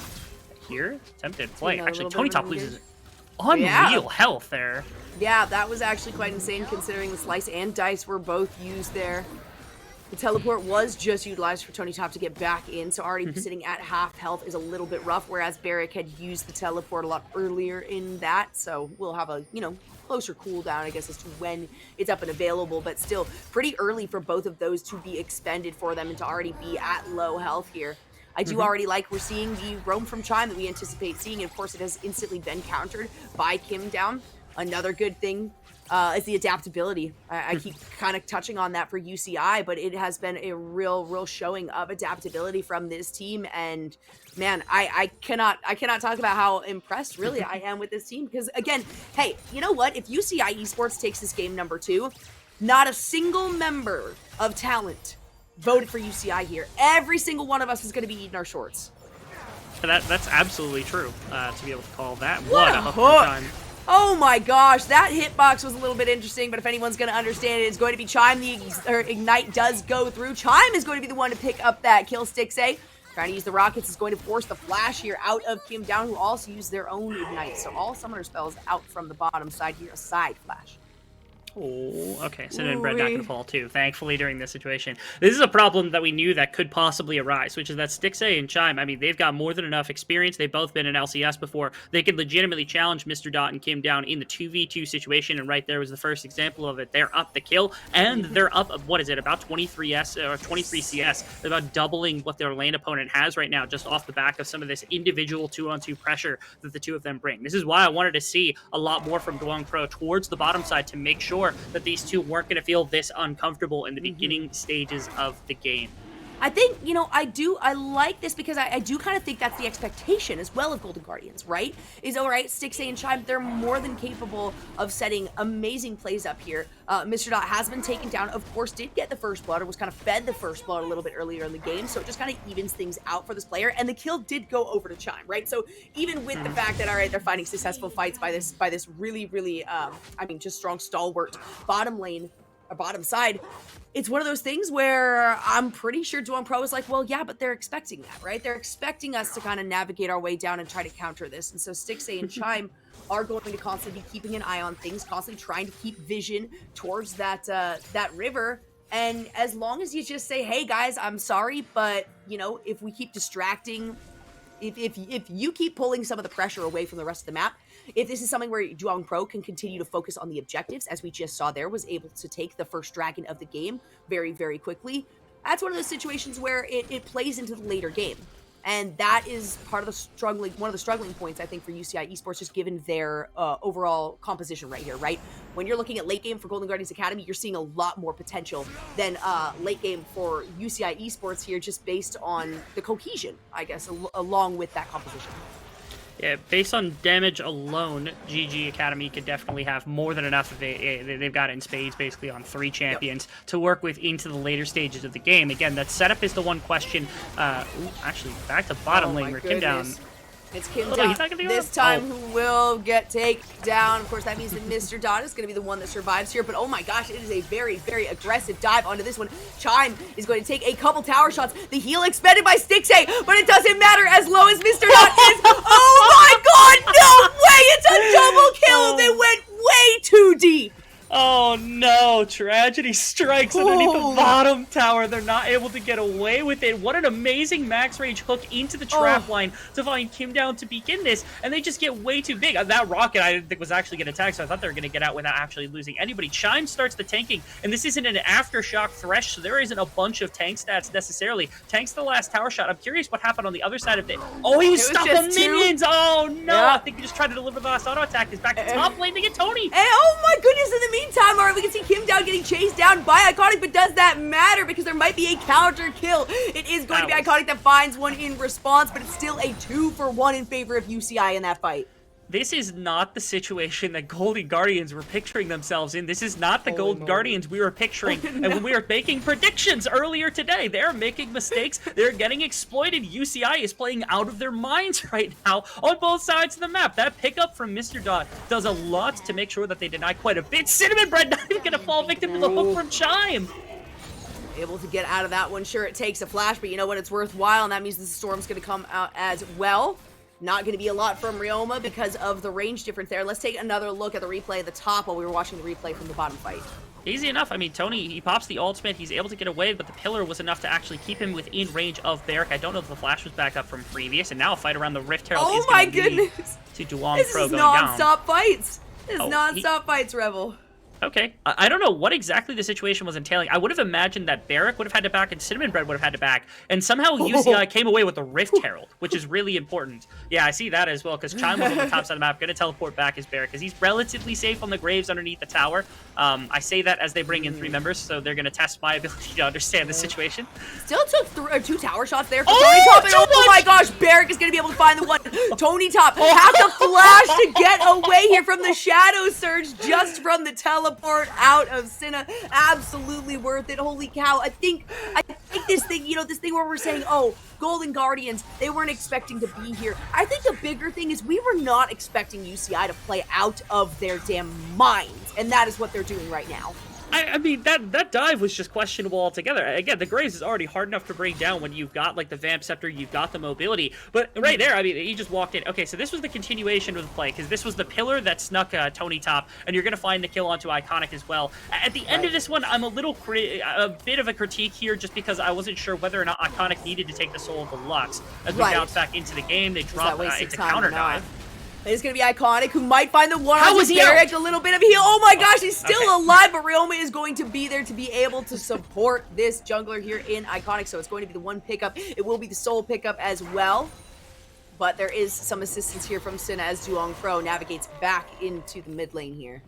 Yes, I believe what was attempted was they were trying to create the opposite situation. So the dive was going to go down onto Barrack, but they didn't have a Rift Herald. This was Duong Pro with Barrack saying, okay, let's dive top tower and let's drop the Rift Herald, break that down, and get you this gold. Not quite able to do it fast enough. Ryoma on the quick teleport, able to kind of respond. Also, burning the flash to get the kill, very nice. The Victor's now on 2, so Ryoma is going to be a rock on which Golden Guardians can kind of build the rest of this game, which is rather nice. But UCI still putting up a fight, still have plenty of avenues to work with because they've given themselves more than enough opportunities. Bottom lane's going okay with the 3 kills on Jhin. Top lane's looking great with the Graves. They're really just not finding a weakness right now. Yeah, that's a big deal for this team. And you know, we were looking at just a second ago at over 1 kill per minute, which is absolutely insane for this team here. Golden Guardians now are clearly deciding to get a little bit cheeky on their own. You can see some invades here, and it is Duong Pro for the most part still putting a lot of pressure here onto the top side. It's once again Tony Top who's being aggressed upon, and it looks like the Rift Herald is going to come out here, and they're going to find themselves the first tower of the game with 1.5 minutes before these plates fall. And that's going to be a ton of gold into the pocket of both Barrack and also into the main kind of tank in this game, in the Trundle, who's going to be able to frontline quite a bit more. They're going to find Tony. They're going to go right back to top lane. They're going to get another charge in for Shelly here onto the top tower. They're committing to the tower? Yeah, that's just improper right there. Nice pillar is going to deny Tony Top and Shine from really re-engaging right there. So just going to walk out of that situation. Barrack taking a bunch of resource from Duong Pro, unlike in the previous game. Ooh. It's a nice death sentence over the wall, but you can't do much about that because Duong Pro is right there in the wings. Had just thrown down the frozen domain. We see that it is a Hex Tech Dragon Soul that we are going to be focusing on here for this game.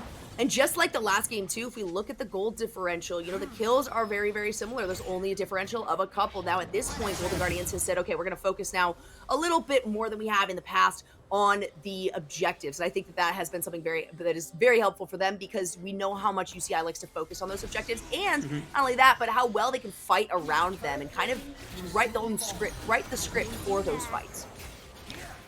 It's a position they find themselves in where now this time they don't have to worry about the Dragon Soul nearly as much. And better yet, when it comes to setting up a team fight, it's a lot easier to do that when you've got control of neutral objectives. Barrack is just going to look to run down Tony here.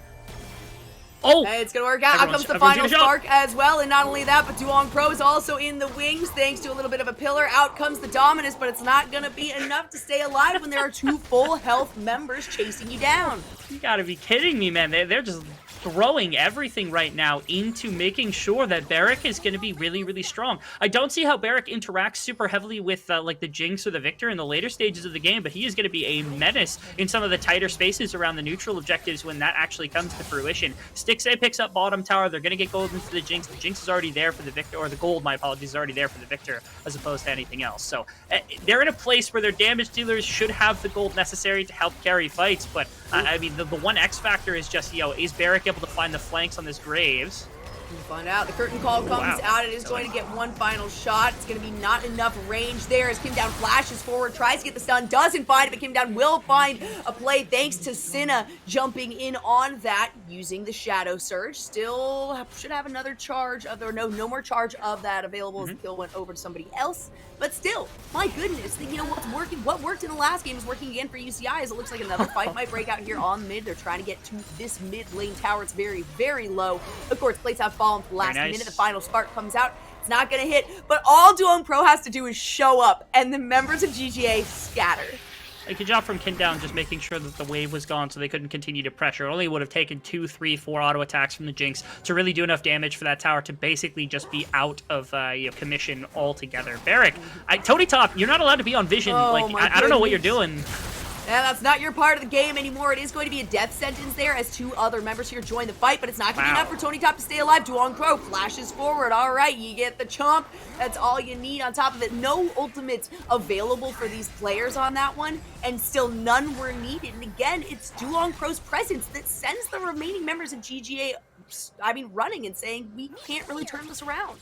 No, there's no fight to be had right there. They can go down to the bottom side of the map and look to maybe set up for the dragon that's going to be available in just 2 minutes or something like that, or maybe look to take mid lane pressure. But there is enough members from UCI that are able to walk off the Rift Herald that they can't even get that. So it's just further pushing for bottom side for Victor. I feel like they're really just going to put their eggs into the scaling basket now on the side of Golden Guardians. They don't have too much else to work with. The Renekton is too far behind to really push for a lot of team fighting. Viego isn't super accelerated, and there's enough items in Barrack where, like, soon enough he's going to be on Bloodthirster. You cannot take a fight in melee range against like a Bloodthirster Immortal Shield Bow Graves. It's just never going to happen for any of the melee characters. So they're just testing, I suppose, Victor and Jinx versus what will be the Jhin and the Lux and the range in the later stage of the game, hoping that Barrack's not going to find big flanks, or that Trundle's not going to find big flanks, or Cinnamon Bread's not going to find the amazing ultimates to test their back line. Well, and luckily for Golden Guardians Academy, Cinnamon Bread was definitely one of the members. When it got to the 16-minute mark of the last game, Cinnamon Bread was, sitting at maybe like 4-1, something akin to that. And so that is a lot more items in the pockets, as we can see right now. You've got a Dark Seal, you got some parts picked up, but you don't actually have a fully completed item just yet here for this Vex. So a kind of a saving grace, I guess, whereas the Victor on the other side, Ryoma, was kind of even-keeled. It wasn't really going in favor of one or the other until it really got to the roams coming from those mid laners. And that's at least a little bit of an adjustment. That does mean that it's Mr. Dot who now has a bit of presence here. Iconic. Oh, come on. No way. That is very tragic for UCI. So close. 1/2 step forward, and Iconic absolutely would have been jumped on there. But very good recognition and patience by UCI to say, all right, you know what? We missed our opportunity. Let's head to the bottom. Oh, they're going to look to try to shut down Ryoma. Sidda's going to be able to find the ultimate there, just has to follow it up. There it is. Oh my goodness, Ryoma flashes forward knowing full well the ultimate is available, but it doesn't matter because the storm that comes out is going to at least be able to pick up a kill. Ryoma goes down in response, and now it's going to be a turn onto Tony Top. The final spark manages to land onto 3 members here. Will Tony Top be hit by the curtain call? There's one more shot available. That's not going to make it. Chime is on the backside, has been separated by the rest of the team. Stixay trying to do his best to do as much damage to the back as they possibly can, but Mr. Dot is re-engaging onto this fight. Duong Pro still has over half health, and now it is Golden Guardians once again running away from this fight. This is never a fight that you can actually take in a full-on engagement. Yes, he traded mid laners, but Vex is far weaker than Victor, and Victor is a lot of your area control. They're just going to go for another one. This pillar is going to be too much. Teleport's coming in. They're going to lose another engagement. They are. There's Cinna going through. Iconic is on the backside. Cinnamon Bread says, hey, I don't even care. I guess I'll have to turn to you if I need to. But on the backside, Ryoma comes in, and that's going to be a lockdown onto Kim down. It's Duong Pro who goes down on the backside. Now, Cinna is very, very low. Out comes the ultimate as well from Iconic. A heartbreaker at that because he goes down instantly in response. Stixay so close getting taken down. Dodges the final spark. Switches over to the Rockets. And now it is just Barrack against the world. The world being these 3 remaining members of GGA. That pop might do it. The secondary damage does not apply, but the death sentence will be enough to supply another kill and an ace going over to Golden Guardians Academy. And an overstay finally. I had talked about beginning of the fight. Once the Victor is thrown out, there is no fight to be had. But on the re-engagement with Ryoma on the back end of that fight, you control a lot more space, you have a lot more range, you have much more damage to work with because that's where your gold has been. And that is a nice sigh of relief for Golden Guardians Academy because losing a second fight on top of the first one and bottom tower would have been absolutely horrid for this composition, and especially because, their confidence just has to be shot after something like that happening. So thankfully able to turn things around, get a bunch of gold into Ryoma, a couple of kills back into Stixay that help them keep themselves alive in this game. And this is kind of actually almost identical or very, very similar to the situation that really UCI found themselves in the last one of, Golden Guardians Academy kind of overstaying their welcome. They were able to get additional pressure down. And we saw just a moment ago with that gold grab, how there was about a 2,000 gold lead for UCI. And instantly, within one fight, that doesn't just go to equalization, it actually goes in the opposite direction and dips in favor of Golden Guardians Academy. And that's exactly what we saw happen in that last game. So now it's kind of up to UCI Esports have you given kind of control up now? You don't have the dragon control anymore because you've lost those fights where it takes place. While maybe it's not directly in front of the dragon pit, it is still close enough that it is a dragon play, if you will. The one problem I do have is that even with that fight going in the favor of Golden Guardians, I was noticing a big problem, which is that they can fish with the Victor, they can fish with the Thresh, but you can do so much work with a combination of like the W from Graves, the Pillar, the Qs coming out from Lux. There's so many different pick tools, the W coming from the Jhin, and it makes it difficult to manage a fight like that because all Barik has to do is figure out who is actually going to be under the threat of getting caught, walk up to that person, and they can't do anything. This is a full sustain Graves that he's actually come out with right now, and if anybody gets caught out with one of these pick tools, they get eliminated and he takes no damage because he's just sustaining through all of it, which is a big problem because that's their way of team fighting. So if you're fighting in open space, don't get tagged with anything. You got to play perfect Golden Guardians. It's a lot of red in terms of the items that we're seeing right now for Barik. You know, the shield bow, the bloodthirster, including the steel caps, of course, because you've got so much of this attack or auto damage that you're trying to prevent coming through from, I mean, really a lot of these players now at this point. You know, Ryoma and Chime are pretty much the most lackluster in terms of that, but it's still something that you got to really look out for, in particular Iconic and Stixay there. It's not going to be a stolen. It was a nice little step there by Golden Guardians Academy to say, hey, we'll invade your jungle, but it was very good recognition by UCI of, hey, this is something that we can go in on. And I think in a lot of these fights now at this point, you know, you have the transition in the map, right? You have these Hextech portals. When it comes to a situation where you take down Ryoma, and we saw that overcommit from UCI Esports, if that happens again, that's just a really fatal, it's a flaw that is you're not maybe making the adaptabilities that you need to, because that's something that's going to continue to happen. You don't need a teleport when the map has Hextech portals. That's really rough. Actually, Mr. Dot falling off the map, Cinnamon Bread was there also to try to punish, but nobody's here to respond to Ryoma, who just gets half of the tower. Wave isn't even going to get full clear from Cinnamon Bread, so it's going to be Ryoma who can just stand there. And with no ADC on the map, they would have been able to shove up mid lane. Thankfully, they caught that wave, but it was a really rough situation there for a minute. A lot of map control just flowed into Golden Guardians' control. They clearly have strong members. They're actually looking to pick off Ryoma. Oh, he is not reading this at all. He is in a very bad place. That is horrible, and there's not just 2, but 3 members as well as Cinna tries to make his way up, and in out comes the Chaos Storm, and it does do a lot of damage to Cinna. I think that is something that Golden Guardians has recognized, and it's something that I mentioned, where in the last game, at this point in the game, at 22 minutes in, I mean, you had Cinna able to take members down half health using the Shadow Surge, and that's clearly not the case here, given the fact that there's only one fully completed item for this player, so something that Golden Guardians can absolutely continue to take advantage of. We're waiting now also because there's going to be bigger parts to this game. I'm waiting for the neutral objectives to fall into place because Dragons, Barons haven't really been tested all that much so far, and we're only 23 minutes in with 3 Dragons taken. Best case scenario, 2 Dragons until or another 10 minutes until our soul point is hit by Golden Guardians, assuming UCI doesn't get anything. Yeah, an attempted stop on that back right there, not quite going to catch it fast enough, yeah. That's one of the biggest, I mean, one of the biggest causes of sweat in this game, to be honest, is really just when you're looking at that situation. It's off the back, and it's going to be a beautiful death sentence. Sure, the box came out. Maybe that wasn't so necessary, but it doesn't matter because the kill was still picked up here by Golden Guardians. That's really good. Second time now in a row that Mr. Dot has been caught out in the mid lane. First time was able to get away with just a handful of health. That time, Chime committing as much as possible to making sure that he was going to die, even predicting the flash to make sure that he was going to go down. A really, really impressive play by the veteran support player on this Thresh, one of his comfort picks, to be able to put UCI in a really rough position. Thankfully, the Dragon wasn't up, which would have been easy enough. They're going to try to find a pick on Iconic, not going to get it, though. That was some solid damage, but good recognition and patience there by UCI Esports to say, all right, we are not going to go in on this. It is not a fair or even fight. And now we're seeing Golden Guardians absolutely writing the script for their fights, whereas the last game was primarily UCI who was really playing in this reactive manner that you know, turned into proactive plays. And that's something that I touch on all the time. But it looks like they're trying to go for maybe a similar fight as we saw in the past or in the last game around that Dragon Soul. There's the engage by Cinna, but it's going to go down. So still stays alive. Eventually will go down, but it's a shutdown here onto Stixay. Cinna finally goes down after that GA pops. It looks like we are going to get a flash over the wall.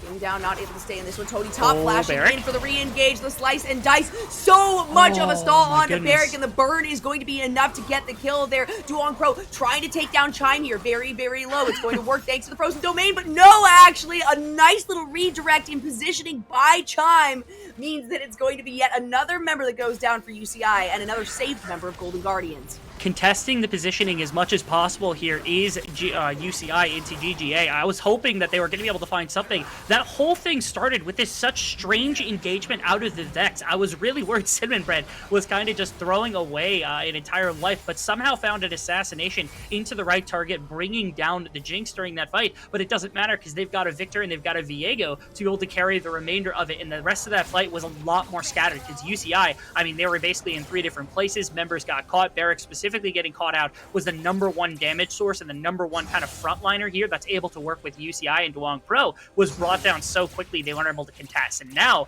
Golden Guardians have flipped the script from game #1, where they've got the 2,000 gold advantage, they've got a solid team fight, and they're the ones that are currently sitting on Soul Point. Yeah, it's still still a very good job considering the gold differential has really not gone much over 2,000 in either direction throughout the majority of this game. You know, you're looking at objectives, and yes, it has been Golden Guardians this time that has taken advantage of those, but when you're comparing towers, those things that, you know, get you a pretty decent amount of gold at the beginning of the game, UCI definitely had an advantage on that to start, right? They got the tower down when plates were still available, so they got the maximum amount of gold that they could from that early and first tower takedown, and it's still 4-4, right? So we're looking at still just under a 2,000 gold differential in favor of Golden Guardians Academy, and I think that's where the pressure's really going to come through and where that gold sway is going to take place. As soon as one of these teams is able to get a lot of pressure and actually break open maybe one of these inhibitors by taking down an inhib tower, or at least getting 1 to 2 objectives back to back, because that has not been an availability for really either team here. There's a lot of tension around these neutral objectives. The Baron, like you said, is one of this big kind of objective. My apologies. That's going to change quite a bit about how this game is structured, because like you said, the towers are worth a lot of gold. They're going to be able to snag that better with the Baron buff. The Baron itself is going to be worth a bunch of gold, and being able to siege down with the range that both of these teams have make it so easy to try to crack into the opposing base. The first team that gets a Baron, I feel, is going to be really taking a massive step towards beating down the opponent, and that means almost certainly that our first fight around the Baron is going to be very decisive as to how this game is going to go. Oh, yeah. And we can anticipate, I mean, already, you can see UCI being so much more cautious than we've seen in the past. Not that that's a bad thing at all. Obviously, Golden Guardians has had an advantage and really has been feeding gold and some of these kills into some of the players that kind of need it more for this late game, like we were talking about beforehand, of Ryoma and Stixxay primarily. No. It's going to be a nice route, followed by another nice route, followed by some more crowd control, and a wonderful Zhonya's wasn't quite enough to keep Senna alive. It was still a good attempt there, but just too much damage is this Vex is taking right now. Absolutely. I also appreciate the little attempt at the pillar at the end to try to knock him out of that Victor ultimate attempt from Duong Pro. But yeah, it didn't need to be that far up. Didn't need to try to finish that one. Duong Pro is strong enough to be able to pull back. Gets a nice pillar onto Stixxay, leaves Iconic alone, but he is invisible. So you can see the pick tools are difficult to manage, but Golden Guardians hasn't really fallen victim to any of them consistently over the course of this game. Ryoma has been fought out in a side lane twice, but nearly gotten trade kills twice, just got one back in his own right. Iconic looking to challenge. I don't know that he outright wins this against the Trundle. Right. Yeah, that's a risky one, and you can see the internal struggle right there for Iconic of, is this a play that I want to make? I'm exposed now. Do I just walk away? You know, and I think kind of at that point, it's one of those reactive plays that's working really well of, all right, do they want to commit to me, and can I find the advantage there, or are they in the same position that I am, in which I'm not really sure who's going to win in this 1v1. I'm not sure if I've got the damage capacity or really the sustainability, but you do have to consider the fact that UCI was facing having several bounties for their own players in the early parts of this game. You know, we were looking at, I think it was a 4-1 Mr. Dot, now 5-3, so has been caught out several times, has kind of mispositioned several times, and I think a lot of that does have to do with the fact that this is one of the sub players, right? The expectation is, hey, we're going to have a little bit more of an advantage with this player over the rest of the members, and I think shutting down Senna was huge for them to just be able to find success in this, because again, the survivability is just non-existent for Senna right now, and it's really hard to be a Vex, because yeah, sure, you've got your Q, right? You've got your Mistral Bolt, you've got the Looming Darkness, and if somebody gets close, you got your personal space, but at the same time, you're wanting to use that Shadow Surge for damage. But if you're putting yourself into the middle of these 5 players, you're not going to make it out alive, and you're probably not going to get a kill to take down with you. No, it's a situation I think also that like Vex has lost so much potency and the ability to assassinate into the backline. So that means that even like Stixay isn't really under threat. And Stixay is not even the #1 threat despite being a 4-item Jinx. It feels like Victor's the one you want to kill, but that's just never going to happen from the Vex. So you have to be very, very cautious and very creative with how you're using this. Dragon in 5 seconds, trying to bully their way into the river. They're going to get mid priority, but that means that Stixay can step to this Dragon and everyone else can just kind of block the way. They're going to go for a Baron in exchange. They're willing to give up the Hextech Soul.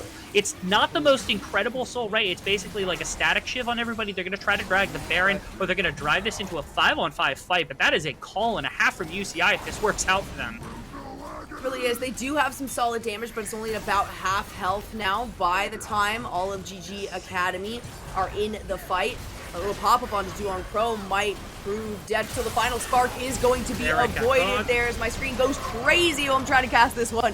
Down goes Ryoma, down goes Barrick on the backside. The curtain call does a lot of damage, but it's not enough. Kim Down has to flash away. Duong Pro is stuck between all 4 members here, and on the other side, Stixay is able to find out that member in Mr. Dot. Kim Down being the only one left alive, and sure, they're fine with that because they now in turn get to go for Baron.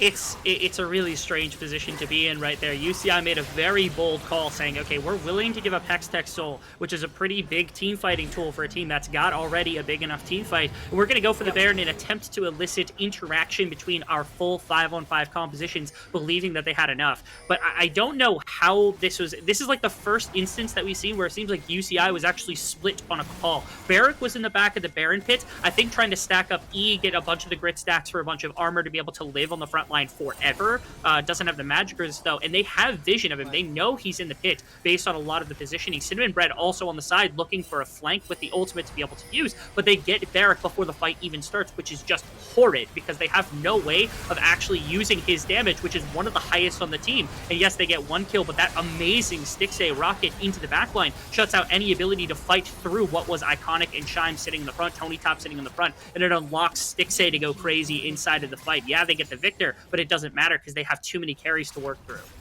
Yep, exactly. And that range game is definitely coming into play, as well as, you know, my biggest concern for the UCI composition going into this game was without the Tryndamere, you don't have a ton of frontline. Yeah, you got Duong Pro's going to be in there, but if you don't have an assassin type in Cinna on the backside to be capable of actually executing that kind of thing, of having several items, of having gotten an early lead, it means that they've put all their eggs into this Barrick basket that is now not working out, and Duong Pro tries so hard to get in there and, tries just to cover for the rest of the team. It does look like Cinna's able to find the one. The Zonias comes out in the meantime on the backside. Mr. Dot is getting assaulted right here by Tony Top. Should be able to make it out, but no, the flash in, and it will be a double kill right there. Out comes the Chaos Storm on top of it just to say, hey, you know what, Ryoma's here too. But that means that Kim Down is the last surviving member. Golden Guardians Academy just looking to take down this one for Ryoma. In the meantime, the remaining members are looking to end the game right here, right now. Ryoma says, I don't care, you guys can do that. I'd like to pad my stats just a little bit more,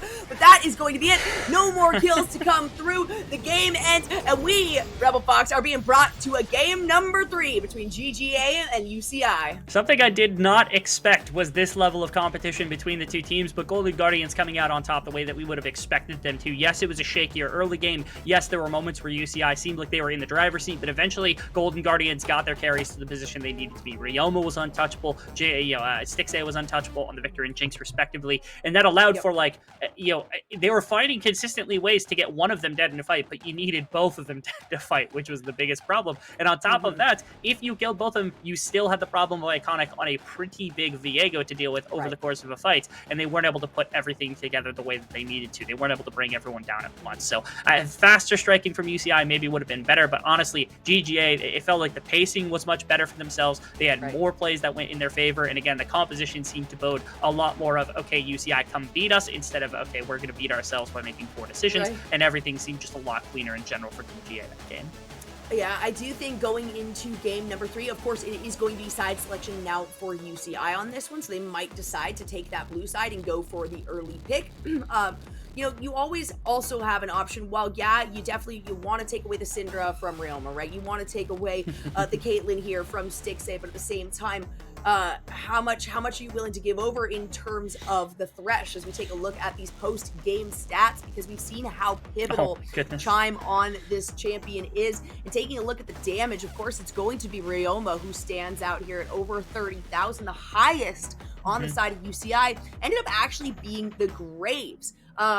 Which, you know, isn't a huge surprise based on the fact that they were putting so much focus and pressure into trying to take down Tony Top, as well as feeding Barrick over as many kills as possible, but over 10k under the number one player on the opposite side. So still a lot of damage. And in fact, the second player on the team that had the most damage in Stixay on Jinx still had more damage than the top damage dealing player in Barrick on UCI. We knew walking in the range advantage for the Victor and the Jinx was going to be something to consider, which is why we wanted, okay, UCI play into bottom, because all of a sudden, you know, Lux can contest that positioning, you know, Jin can contest that positioning, and Vex can contest that positioning. And since all three of them kind of fell to the wayside in the earlier parts of the mid game and into the mid game, and they put so much focus into Barrick, they just didn't have the gold to contest that. And that's why Ryoma got to have a field day, because he was not only just a better side laner than the Vex was, but also in team fights, it was so much easier to drop lasers on top of multiple members when they were trying to come up, try to use their abilities in the right position. It was just really, it eventually was a team fight that, like, against other compositions would be hard to play, but in this setup, it was very easy for Victor to be able to actually tear through a lot of members. Exactly. That's why I touched on the AoE at the very beginning, right at the draft. You know, that AoE actually proves pivotal in terms of the advantage that they have over UCI. But you know what? There are going to be adjustments because we do have a game number 3 coming. Of course, we are going to take a very quick break, so go grab your popcorn if you don't have it already. Obviously, this is a popcorn snack-worthy matchup. And then after this, of course, we have another best of 3, so plenty more proving grounds. It's a close qualifier to come through. Don't go anywhere. We will be right back.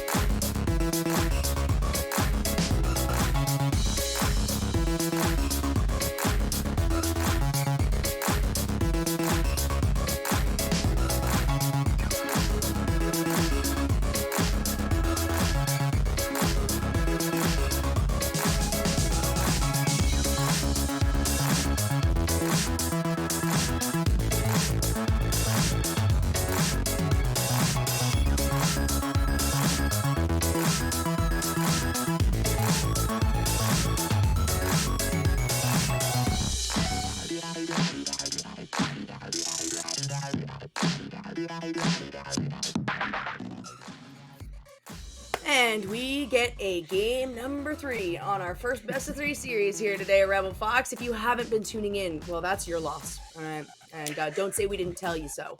Because we had game number 1, UC Irvine. Game number 2, we're covered a little bit here by Golden Guardians, but still a very competitive one at that. And now we are going to be going into the tiebreaker. But for day number 1, I don't know about you, Rebel. This was not quite my expectation. I don't think it would have been anyone's expectation that either Golden Guardians or 100 Thieves would have been tested to go to a 1-1, but currently on both this stream and Academy, both teams are sitting at a 1-1. It is possible that our number 1 and number 2 seeds would both drop in the first game of the tournament, which might be the first time that that's ever happened here inside of the Proving Grounds, which would be kind of insane to think about. Now, for this series specifically, I think back and forth is a pretty good way of describing the way that both these teams have been playing. The gold lead has probably never been higher than like 5,000, except maybe at the end of that second game where Golden Guardians finally took a definitive control. But they're just so back and forth. They both find opportunities. It's been incredible to watch the way that UCI has stood resilient against Golden Guardians Academy and the onslaught that they were likely to bring to this tournament. Not only that, but I mean, kind of being the first to put the pedal to the metal, making the first move in both games now, feeding over a first blood to Mr. Dot literally in both games. And, you know, this one definitely didn't go as heavily in their favor, but absolutely, whether it's that first round where UCI took it, whether it's the second one where Golden Guardians took it, both of them were very back and forth. Both of them, I mean, look at the gold map, right? And it's just kind of one of these way. It's like one of those graphs that they showed you in elementary school when they're introducing graphs, right? So if you take another look at those stats, yeah, you can see this one. Of course, we got such a heavy sway. We got much higher than in the past, but the differential of about a 2,000 at most 2,500 gold. You can see the 2,300 towards the bottom in favor of UCI there, just constantly back and forth, and really not a massive differential until, of course, GGA got the ball rolling towards the end. They were able to get the Dragon Soul. They were able to get the Baron. They were able to close out the game on a pretty definitive fight. But I love to see these underdog teams. That's definitely the case in this. Maybe UCI not in the overall, but compared to GGA, certainly coming in as the underdog, standing very, very strong. And yeah, I was equally shocked as we go to the break and pull up, you know, we look at the same screen that you guys look at of the rundown of what's going on, and to see that 100 sitting at 1-1 as well. I mean, it is a day of good competition, I'll tell you that much. Having talked to a bunch of the coaches as much as I could, and some of the players as well prior to the season, I know that a lot of them talked about how the field had been like, I don't know exactly the perfect way to say it, other than saying that the field has been like widened for who is going to be at the top level. Because in years past, I mean, you have LCS affiliated organizations, you have Wildcard bringing in Arrow, you've got all these different squads. You had like No Org a couple years back that just had the most insane setup of people. So like their top 3-4 teams were pretty definitive, and from that point, but this year, they talked about being, you know, 100 Thieves is up there. Golden Guardians is clearly going to be up there. But from that point on, everybody seems like there's potential to really step up and become some of the top teams. But when even like 100 Thieves is getting tested, when Golden Guardians is getting tested by teams like this, it just bodes so well for the competitiveness. And I talked about yesterday how tough it might be for teams that like didn't qualify for this tournament to be able to qualify into Proving Grounds, make that top 10 like you're looking for. But when this level of competition is so volatile and we're still curious about it, getting into that tournament and being able to compete, maybe able to take a spot, seems a lot more reasonable. And I am also curious about whether or not teams can drop out in that particular case. It just makes it so much more exciting of a tournament number 2. Oh, for sure. And this is taking a quick look, of course, at the overall of this closed qualifier, the number 1 round 1 matchups, of course, all of these being best of 3. That Group A is being broadcasted right now on Academy. Of course, Group B taking place right here. But yeah, Team Ambition taking one off of 100 Thieves next. I mean, UCI taking one off Golden Guardians Academy, and not only that, but we got some pretty incredible games to follow this up.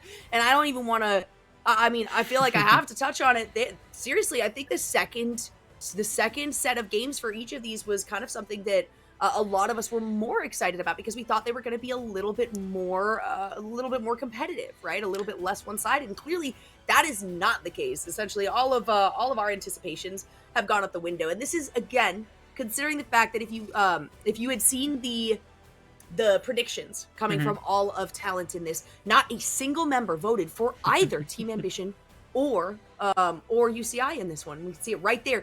Every single one of us now about to eat our feet voted for 100 Thieves. pretty defiantly. GGA, pretty defiantly, right? Once you get into the later matches, that's where you get a little bit of a sway, a little bit of an adjustment, mostly in that NFT versus Radiance matchup.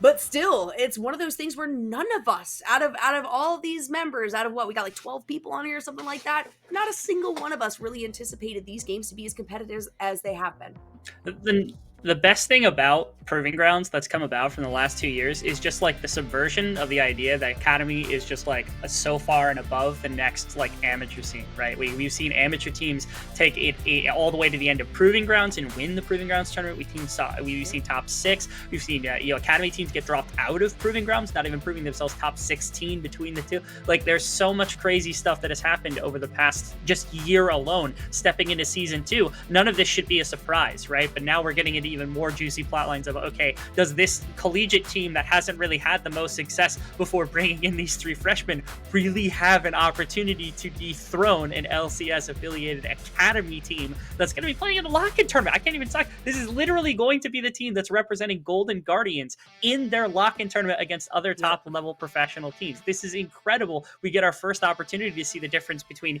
collegiate and then also just top-level professional here in NA. Yep. Yeah, and obviously people that are playing on these Academy teams, they're looking to move up to the LCS teams, right? But you gotta expect that that's kind of the same anticipation for a lot of these college teams. They're a bit younger. They have less veterancy for sure. There's quite a bit of veterancy for both Golden Guardians and 100 Thieves right now. And then like you mentioned with Wildcard, having Arrow come in as a coach player. There's a lot invested into some of these teams, and I think it's really cool to see that the playing field is kind of evened out, is kind of leveled out. And it really does have to do with, I think, more exposure, more availability and opportunities for some of these younger kids, and also a lot more confidence by the teams and the schools themselves in saying, you know what, we will invest in you. We see the promise coming out of you.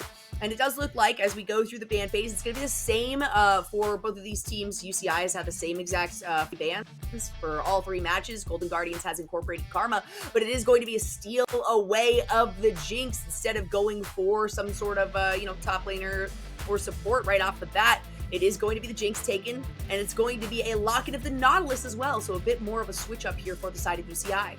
A much different look where it feels like it's going to be a lot more focused on the 2v2 type situation than it is going to be focused towards anything else that might come about, rather than trying to go for some sort of roaming strategy or like a Jhin where it absorbs pressure. It feels like the 2 of them are focusing now towards like, okay, we're going to bunker down the best we have the possibility to do, and that's how we're going to play out this game. And the return of that is, okay, the opposite side goes Aphelios, which is another one of these big kind of carries to pair with the Thresh in the earlier stages. This could actually look better for the Jinx and the Nautilus if they play in their level 1 correctly. And then the Victor gets returned. Last game wasn't great for Cinnamon Bread, just because, of course, the Vex fell behind against Rioma, and the Victor in the earlier stages really fell by the wayside and couldn't find that assassination like in game number 1. Willing to go to the matchup for the 2nd game in a row, hoping that they can change their fate a little bit.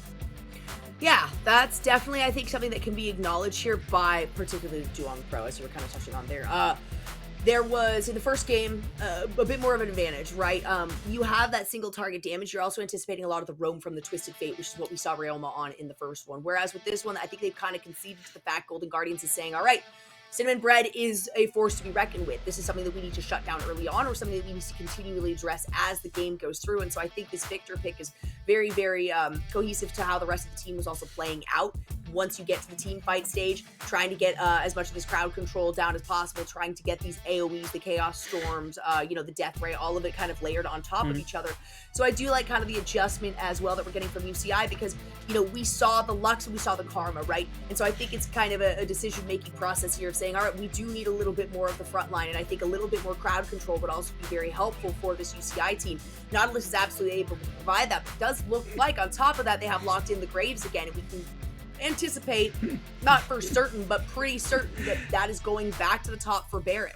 So previously, the reason I didn't love it as a flex pick was because there wasn't this CC, but now with a Nautilus in the mix and with Vex having been able to kind of show off, Cinnamon Bread showing off the ability to dive and become kind of a disruptor in the enemy team, I'm more comfortable with this composition flexing that Graves into the jungle position, especially against Viego, which is a bit more of a farming champion in the earlier stages. Would lead to a quieter early game, something that I think GGA would actually like, but not impossible to play out if you're on the side of UCI. It's a question of, is there something big that you could play into the Gwen that's going to be massive? He opts for the set.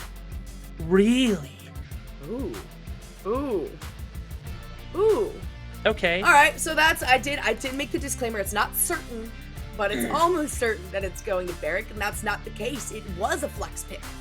This one was really to throw them off, and that was something that Gwen was banned out. So here's a really cool recognition as well. They swapped the ban around, and that might have been maybe a little red flag for Golden Guardians. Is instead of it being the Gwen and the Jax banned out by UCI in the final phase, it was the Renekton, who, yes, they had to focus a lot. They didn't really struggle much with it because they had to focus in the top lane. And I think that's, Duong Pro saying, all right, I cannot really put that much investment into the top. I need to ensure that Senna on this Vex gets ahead. I need to ensure that now that we have, a lot more, I don't know, I would say like a lot more stalwart of a bottom lane here in the Jinx and the Nautilus, a lot more opportunity for them to really take a lead and roll farther forward with it than you can with potentially a Jhin. That was clearly their play, because of course now we're just thrown off completely. But it is going to be the set in the top side, right? Duong Pro taking that Graves in, so a lot less of a front line that we have seen from that player, but now with the set and the Nautilus, it does offer a nicely well-rounded team. I'm trying to come to a definitive feeling about how I feel about this from UCI, right? Where Barrick in the previous 2 games went for more of a 1v9 type champion, and that's kind of the champion pool that he tends to go for. In this game has gone for a little bit of a remix, right? Because you're going for a more lane-focused type champion in the set into the Gwen to shut it out. And also, it fits more into the mold of what he was doing on Tryndamere, where finding the right flank angle and getting into a very weird position to set up a fight where you can get a solid ultimate and get onto multiple members. It feels great. The problem is, if you don't have that, you are a set that's playing into a Victor and an Aphelios and a Thresh, which is not good. That is not good at all. There has to be a lot of creativity out of Barrick to make this champion work in this particular set. I have to hope that he's going to get very interactive with his map in the early stages, use those teleports to try to get into other places, scrap as much as possible on our neutral objectives, because otherwise it's going to be tough to manage. Yeah, especially given, again, kind of at least my thinking behind this of saying, okay, we'll flex the Graves now this time and you can take whoever you want in, is to allow a potential counter pick for Barrick, right? Or to allow a potential situation where they have the advantage to where, you've got Duong Pro saying, all right, I'm not going to babysit your lane like I have, and I'm not going to just kind of force the pressure and force feed you. I do think, just based on the difference between games 1 and 2 for Cinnamon Bread, that focus is probably going to be put a lot more towards the mid lane. I do think that Duong Pro is going to kind of spread it out a little bit more instead of just really heavily focusing on that top lane, because that's what we saw in the first game, right? It was really these solo lanes. Duong Pro was bouncing back and forth between the solo lanes and then the enemy jungle on top of it. And so that's kind of how I felt. But yeah, with the set into this matchup, sure, with the Gwen, it's fine. But when you look at the rest of the composition, how that's going to play into the later team fight stages of the game, is now Duong Pro going to have to kind of say, okay, I need to touch on all 3 of these lanes. It wasn't quite what we were expecting in terms of you being self-sufficient up there. As we hop into game number 3. I think this is actually the first game where UCI has agreed with me with how this game should be played out, which is that you've got a strong enough bottom lane and a strong enough top lane to collapse into your mid-jungle combination and have enough of a true team fight, or to like a 5-on-5 scrap in the earlier parts of the game to kind of enforce your will the way that you would like that. GGA are a bit more scaling, a bit more focused on team fighting for the later stages. They've got great champions for doing exactly that. And so it feels like this is a game where UCI has to claim a win, right? There are compositions that will just win you the game for having them. Victor is a great champion example of that, where you just win games if he gets onto 3-4 items, or feels like you can just win games more often by just having the champion. This is not that from UCI. They will not win ambiently if they are not active very quickly. They got to play the same way they were playing in game number 1 and game number 2 in the earlier phases. And I do think something's to be said as well, the fact that, you've had the first 3 bans from UCI, no changes. Even Golden Guardians has implemented a respect ban in the Karma in there, right? Just a little too much cohesion to the team. Really, the strong shielding on top of the strong damage is very, very impressive from that champion. As we take a quick little pause here, just try to fix a couple things up here. But I do think that by saying, for instance, the Camille, I think is probably the big one for me. At the Camille every time here, there are definitely players who excel at Camille. Camille is one of those who she's incredible in the side lanes, right? She's incredible in the laning phase. She has a lot of that self-sustainability. She has a lot of mobility on top of it, even if it just is in the laning phase, not even considering the fact that you're side laning later on. But very clearly, UCI doesn't really have an obvious answer to that. Either that or they anticipate that, you know, they let the Camille go through and maybe their obvious answer will be banned away in the second phase because, it's one of those standout things for me where it's like, okay, they're saying these are the three that we don't even want to deal with because the answer isn't really obvious to us, which kind of concerns me about the adaptability of things. But at the same time, it's a lot of confidence in their counter picks and in, you know, we saw the flex pick in this one, the mind games, and in getting that early game pressure, and all of these champions do allow for that. So the play style is definitely going to be the same. It's really where Duong Pro decides to navigate and where the pressure is placed here that will kind of adjust the outcome of how this one is different from the last. I think it takes quite a bit in terms of like I said, this composition is so confusing to me from UCI because it feels like there's a lot to talk about when it comes to how they can actually set up fights in later stages, how they can play in the earlier stages with Graves. Duong Pro is no longer on the Trundle, which is a champion that interacts a lot better in the earlier stages. This feels like such a completely different build from what we saw in our previous two games altogether.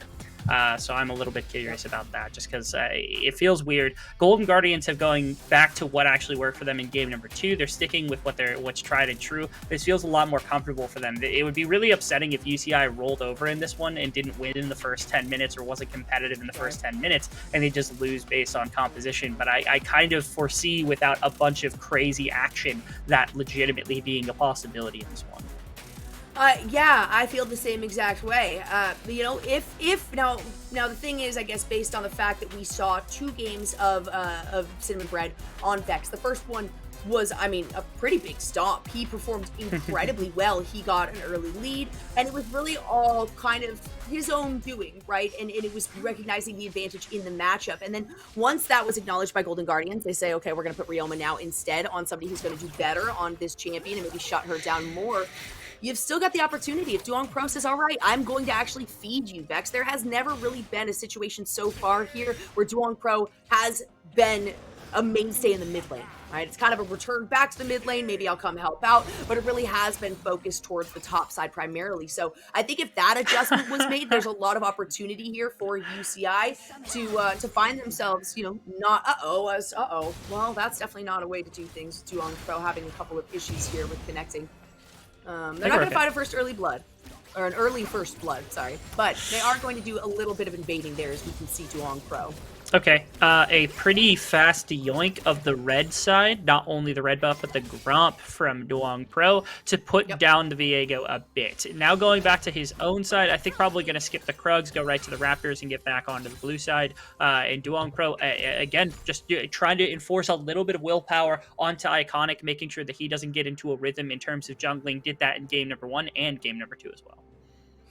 Yep. Iconic, of course, feels a lot better about this one, at least in saying, okay, I haven't been caught out in my own jungle, right?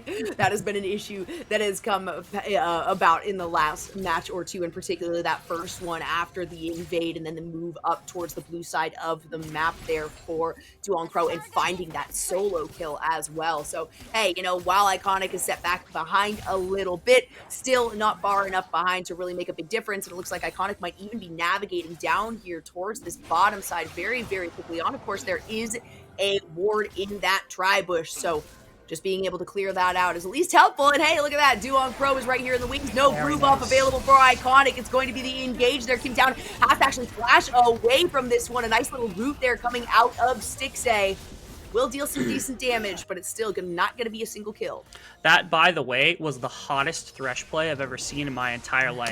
Chime, I'll give you my phone number if you want it, because he plays the matchup perfectly right there. That's a difficult maneuver. You have to E directly after the Q actually tags you, because it's in the midst of the pulling that you can deny the full pull coming out from the Nautilus, and then to start the Q animation and flash afterwards to drag him closer to the ADC. The only thing that could have topped that also is if they would have gotten a kill, but but I might have actually had to just take a second to breathe if he would have landed that and Rebel Fox is getting sweaty over here. Just a little bit. That's the kind of play when I was watching him in like 2019 consistently on his stream that made me want to climb on the ladder. Is Tony Top getting the better of Barrick on that trade? Absolutely. We do have a couple of these black boxes in place. I believe they're all teleport, if I'm not mistaken. So we can at least kind of acknowledge that absolutely normal for the Gwen to take teleport and ignite, to not take the flash, especially having that W available and being able to maneuver it around with you as well. So much mobility. And honestly, I think that Viego and Gwen are still very, very busted just innately in their kits, and it has to do with their self-reliance and their sustainability, right? They have so many opportunities to be in a really sticky situation and get out of it alive, and also deal a lot of damage as well on top of it. Like what I'm seeing, there's a lot of action from Duong Pro to pull as many camps as he can away from the remainder of the map. Has to be a bit more of the damage for the first time in this series. And there's been a bit more presence around mid lane, which has been nice. It's opened up Cinnamon Bread to be a lot more interactive with Rielma in the earlier parts of the laning phase. Now to the bottom lane he goes. Kim Down's down here as well. The Hex Flash, they're trying to set this up as fast as they can onto Chime. There's play on top of the grab. Yet another one. Chime. Rebel Fox is looking for something here. It's a flash away from Iconic. The zap is going to hit, but it's still not enough damage onto Iconic to pick up the kill there. That's a 4v2 that didn't work out in UCI's favor. He actually did it again. He did land the flay right after the Q and knocked him away as the Q was pulling him in. The problem that's why I said that. Yeah. Listen, so man, good. if I could perfect that combo, I'd be challenger, I promise. But more importantly, the problem was the reinforcements behind it. The Graves was already there. Everyone was already there. Stexay had a hard time getting off the wave and putting pressure back into the brush. It was a really solid place to be. It was a nice place set up because they had reinforcements from all angles. Rielma did get opened up to be able to take the wave and to be able to get a free back off, which was a nice counterpart to that, but that's pretty much the only thing they grab is now bottom side pressure being played to as much as they can. The kill going on to the Vex is big. Setting up for dragon control also going to be big for UCI. That was a big thing they leveraged in their game 1 victory. Now we'll see if Duong Pro is actually able to put this pressure into the mid lane like we'd like to see. We've seen just how much Cinnamon Bread is capable of doing with just a little tiny bit of a lead here. And of course, Duong Pro recognizing, hey, all right, there is no vision here, and that vision ward is going to help with that, but also saying, okay, Iconic probably doesn't know I'm in the bush here. That's a nice little advantage as the smoke screen comes out. The re-engage with the ultimate, and Cinna is going to pick up that kill. Sure, Rioma is here and alive, but for how long? Out comes the Chaos Storm, and Duong Pro goes in way too deep, ends up taking a tower shot there, and that is going to lead to his demise. In comes Kim Down, but it's a little too late to find a follow-up kill. So unfortunate. They dropped Rioma low enough to be baited into playing underneath the tower. Nice hook from Chime in the coverage right there. But that was, again, insanely well played from Cinnamon Bread. The prediction! Ooh! What a hook! Kim Down shows some prowess of their own with this champion. However, it is so darn deep that that's only going to be the kill for Cinna. However, hey, you know what? If you've got 3 kills for your team here at 7.5 minutes and they're all on Cinnamon Bread, that's pretty good. Cinnamon Bread, the W that was used to make sure that the 2-on-3 play was not just immediately going in the favor of GG and to pull the kill off the front end of that was gorgeous from him. And again, the follow-up under the tower, little less good. Finding the kill and the amazing hook from Kim Down. Again, there is a bunch of individual skill that is being expressed by this UCI team that we have not seen too much in other walks of life, and especially not for the team for literally years. I'm loving what I'm seeing from the rookies, from the freshmen, my apologies, and also I'm loving what I'm seeing from the senior here in Kim Down, being able to come back and be a leader for the team. The Nautilus is looking much better into the Thresh. They haven't found a response for it for the first 2 games, but that was a great play. And it's a good sign too, you know, when you have someone like Kim Down who clearly is kind of favoring these summoners of just really AP casters. And then being kind of forced off of that. All right, okay, the Karma was banned out. Okay, I went with the Lux. The Lux was not nearly as helpful in this game thanks to the pressure the Golden Guardians Academy had on the bottom side of the map the majority of the game. So hey, that's a lot.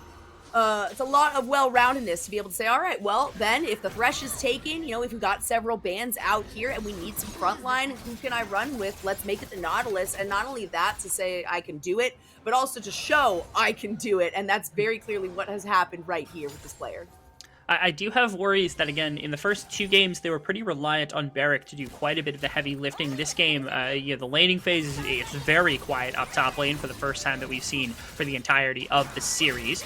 They also have lost topside priority, and they're going to give up a Rift Herald, which is something that hasn't happened without a 5-man interaction from Golden Guardians the entire time. So willing to spend a little bit more time making sure the bottom side of the map and the mid lane, like you had surmised being potential play. But Duong Pro, he's actually got the reinforcement from Cinnamon Bread. He got it! Oh, no way! I knew. I mean, you call that. That's Babe Ruth kind of thing. That's pointing out to left field, right? That's saying, all right, I'm going to give you the thumbs up. I'm stealing Shelly from you right now. And that was absolutely what happened. And then just able to sneak away, having taken no damage on top of it. It's got to feel good, especially considering Tony Top went down to invest time into that as well.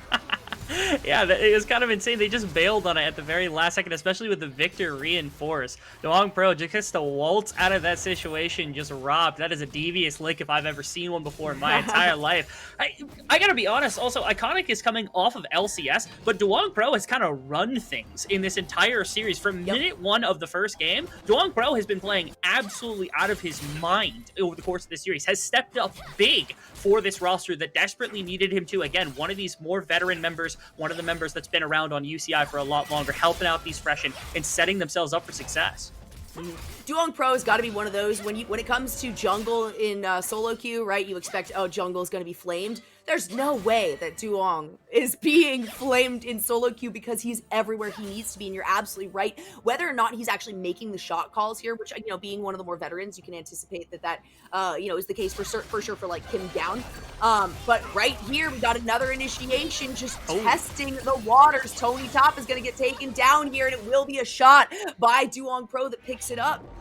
And they set themselves up maybe to drop the Rift Herald here. I know Set's pretty fast at taking towers, so is the Graves. And so they could probably knock off 1 or 2 plates, get 4 off that top tower relatively easily if they don't just full commit to it. Because again, I think Tony Top, the teleport is not is currently available. My apologies, but might not want to teleport to it. Yeah, they're taking it pretty fast. They should be able to finish out this tower. That is an incredible start to this game. Being able to now unlock Barrick and get him across the map, getting all this gold into Duong Pro in exchange for a plate on the bottom side. Like, Golden Guardians low-key getting run around right now. And this is what we saw in the first round, right? This exact similar situation. Granted, I think it was a tower in the bottom side, but at the same time, you had a minute and a half. I think it was a minute later in that first round, but getting a second charge off from Shelly on top of it. That means that really you open up the playing field for Barrick very, very much so. And now we'll have to see if Golden Guardians can actually completely execute on this. Oh, that was no. He smited. That's what happened. Yeah, we're good. That was intentional. Yes. That was not something we're touching on, I guess. Iconic now kind of has an opportunity here to potentially come down, but there is a lot of pressure from Golden Guardians for the bottom side. The biggest difference between this game and the last 2 games is that bottom lane, I mean, now they're sitting down 15 CS, but usually we're down 20, 30 CS with a lot of interaction across the map from Chime, and mid lane in game number 2 was a lot worse, but Cinnamon Bread, I mean, already sitting on the Everfrost, is getting into a position where, like, when the Sork boots are done and a little bit more, kind of damage, the Zonies is going to be completed, going to get on those items quite a bit faster, setting himself up for the team fighting the potential pick. We're in great places. The one issue is that the first Dragon did go over to Golden Guardians Academy. The Dragon stacking has been something that's been big for both victorious teams over the course of this series, helps them control when fights actually happen, but UCI hopefully will be striking in the mid game whether or not they've got Dragon control. Yeah, and even with how much pressure there's been, you're absolutely right, Webble Fox. The anticipation is that it would be a lot more of a disparity that UCI is facing underneath Golden Guardians Academy. That hasn't been the case, and Duong Pro has had still a lot of pressure towards the top side.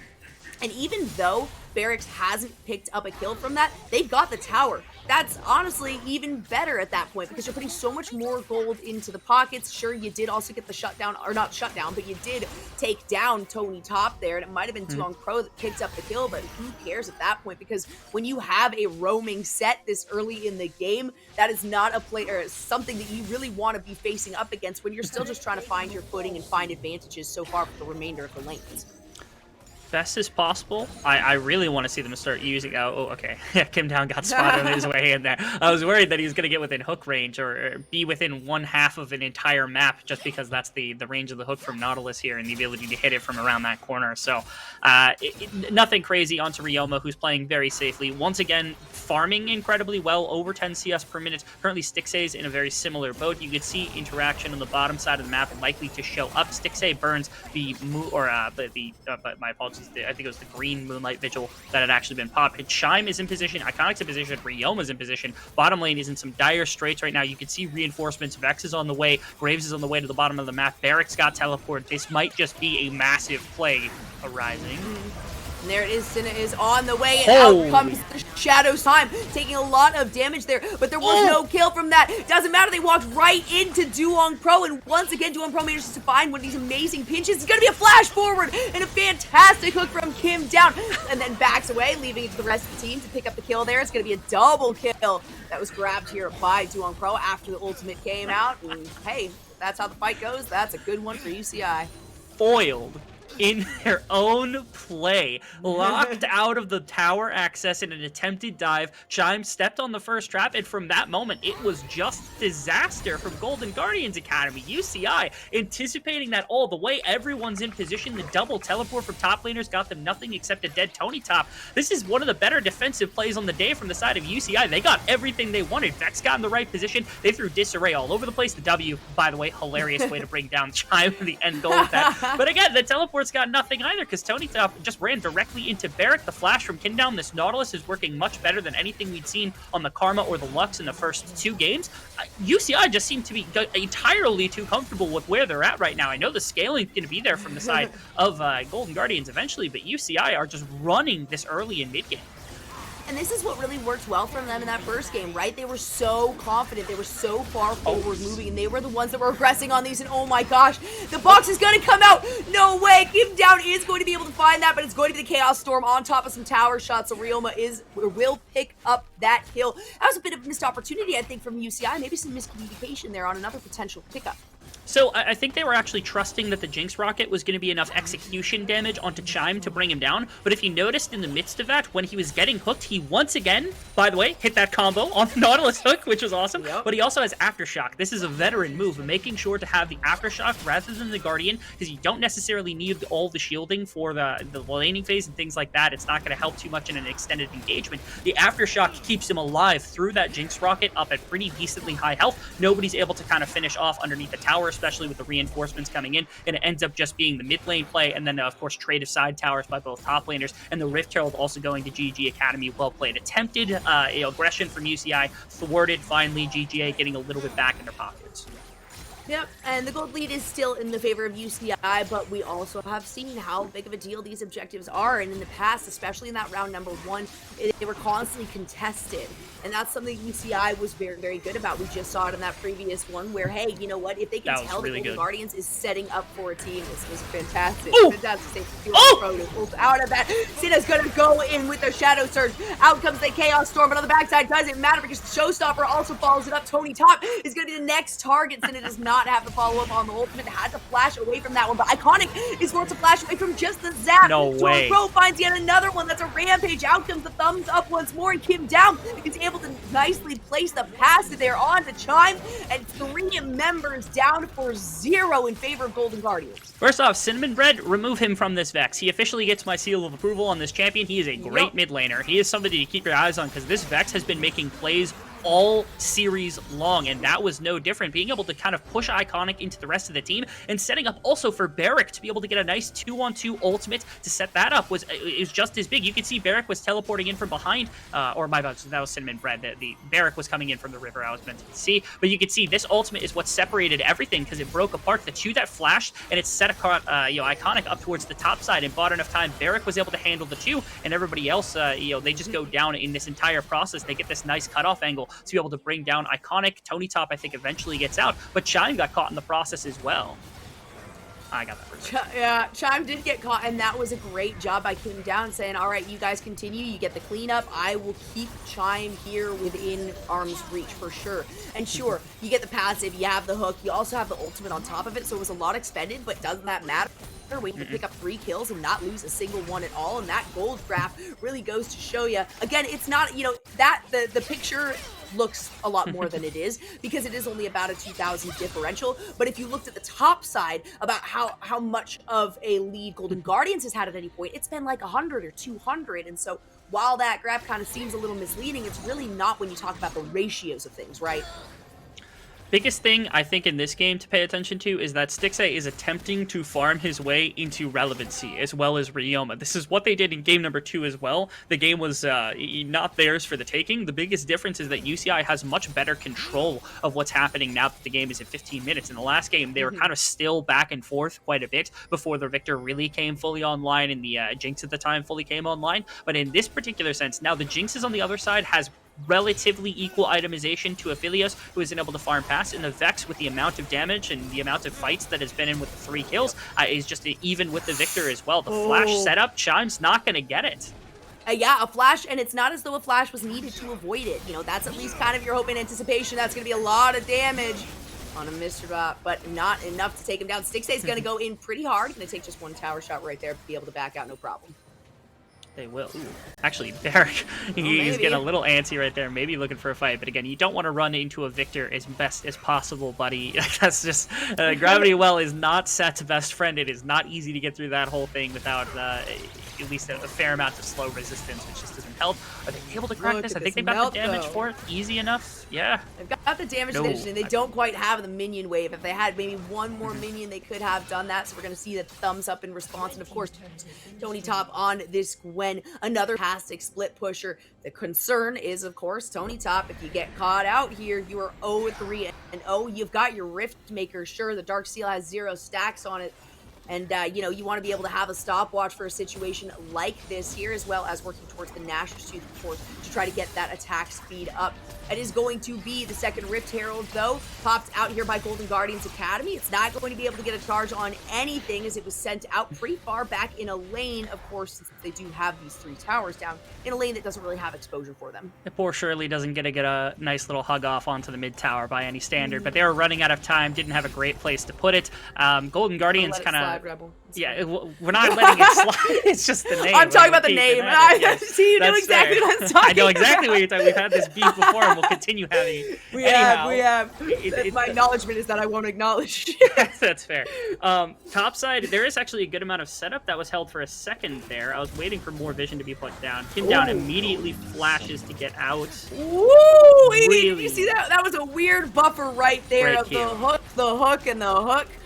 Nice to see that there is a bit of response, right? It's not just Chime that has the cool fancy hook plays. It's also Kim down here, who has been playing very, very well on this Nautilus. Yeah, Ryoma is set up once again in a side lane just to pick up as much farm as possible. They are really hoping that their experienced veteran mid laner is going to be able to help carry them through yet another game, which is what happened last time, but with much less control than what they had in game number 2, that is for sure. And also the ever-looming threat of Cinnamon Bread, who might just waltz in, hit you with an ultimate, and just kill you outright before you had an opportunity. Iconic. Ooh, Hex Flash. It is the pass if it lands onto Iconic, but that's the most that can be done. Good recognition by UCI. That's not worth the investment with how split apart the team is, but they are looking for something here.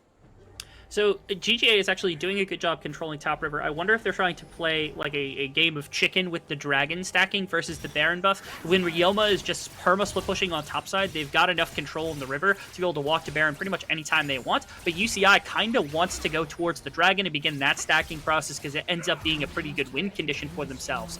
So eventually I think they're going to try to transition that on Golden Guardians into an advantage by taking a Baron, being able to use it to siege down towers, and using that to kind of bridge the gold gap that exists at this moment. We can see that this one is pretty easily going to go over uncontested, in fact, to UCI Esports.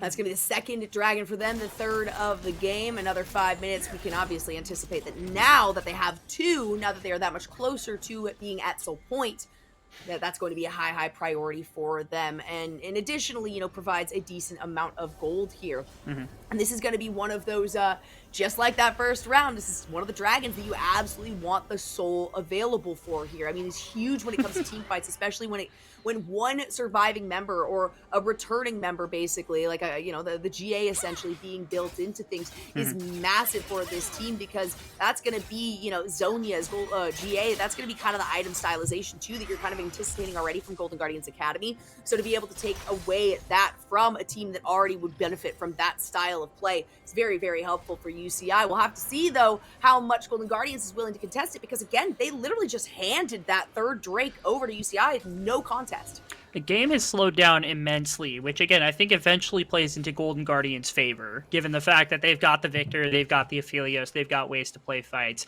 and it's much harder for UCI to kind of generate the fights they're looking for. It requires a nice flank angle / teleport, flash, whatever it might be, from Barrack to get a really solid engagement, or it requires Cinnamon Bread to get in a really solid position in order to get one of those massive ultimate into W's to fear somebody away from the team, or just to burst someone out in general, right? Those options still do exist for UCI, but as this game kind of drags on, we're still required minimum 10 more minutes before a Dragon Soul is on the table, which means we got roughly 8 minutes before a fight probably takes off and really helps decide what's going to happen around that dragon. But Baron, again, is this ever-looming threat from Golden Guardians, because they've got this perma push from Ryoma. I want to see them do something about it, and that's what they're doing right now.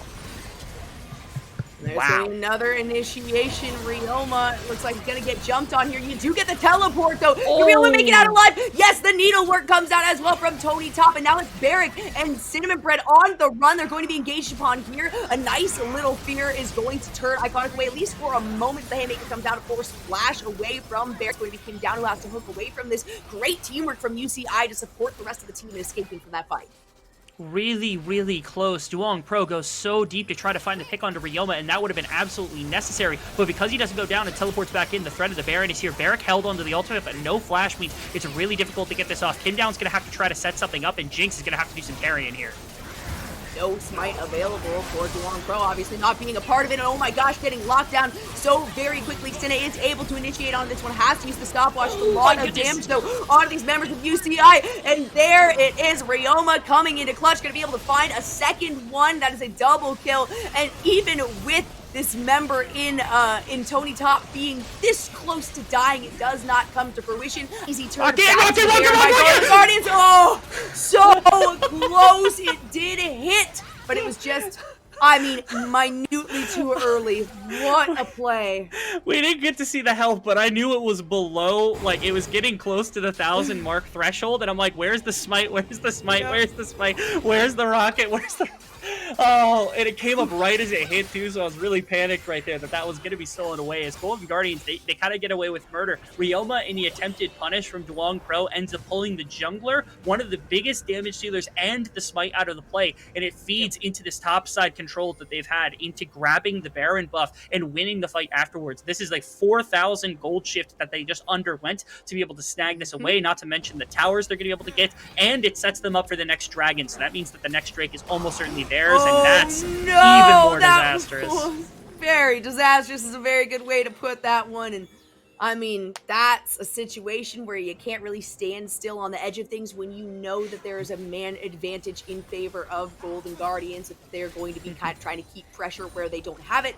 Bottom lane is one of those areas. So scary situation, but it is looking better and better for Golden Guardians as this game goes on. Of course, 27 minutes in, there's still some opportunity here for UCI to recover. Only about a 3,000 gold advantage for Golden Guardians, but it was a huge swap. I think that's very important that you touched on Rebel Fox, and that it was a couple thousand lead. I think it was, 2 to 3,000 lead in favor of UCI Esports, and that one single play has changed things immensely. You're now looking at 5, 6, 7,000 even that is really adjusted over in just a moment's notice. Now Barrack has to try to escape from this.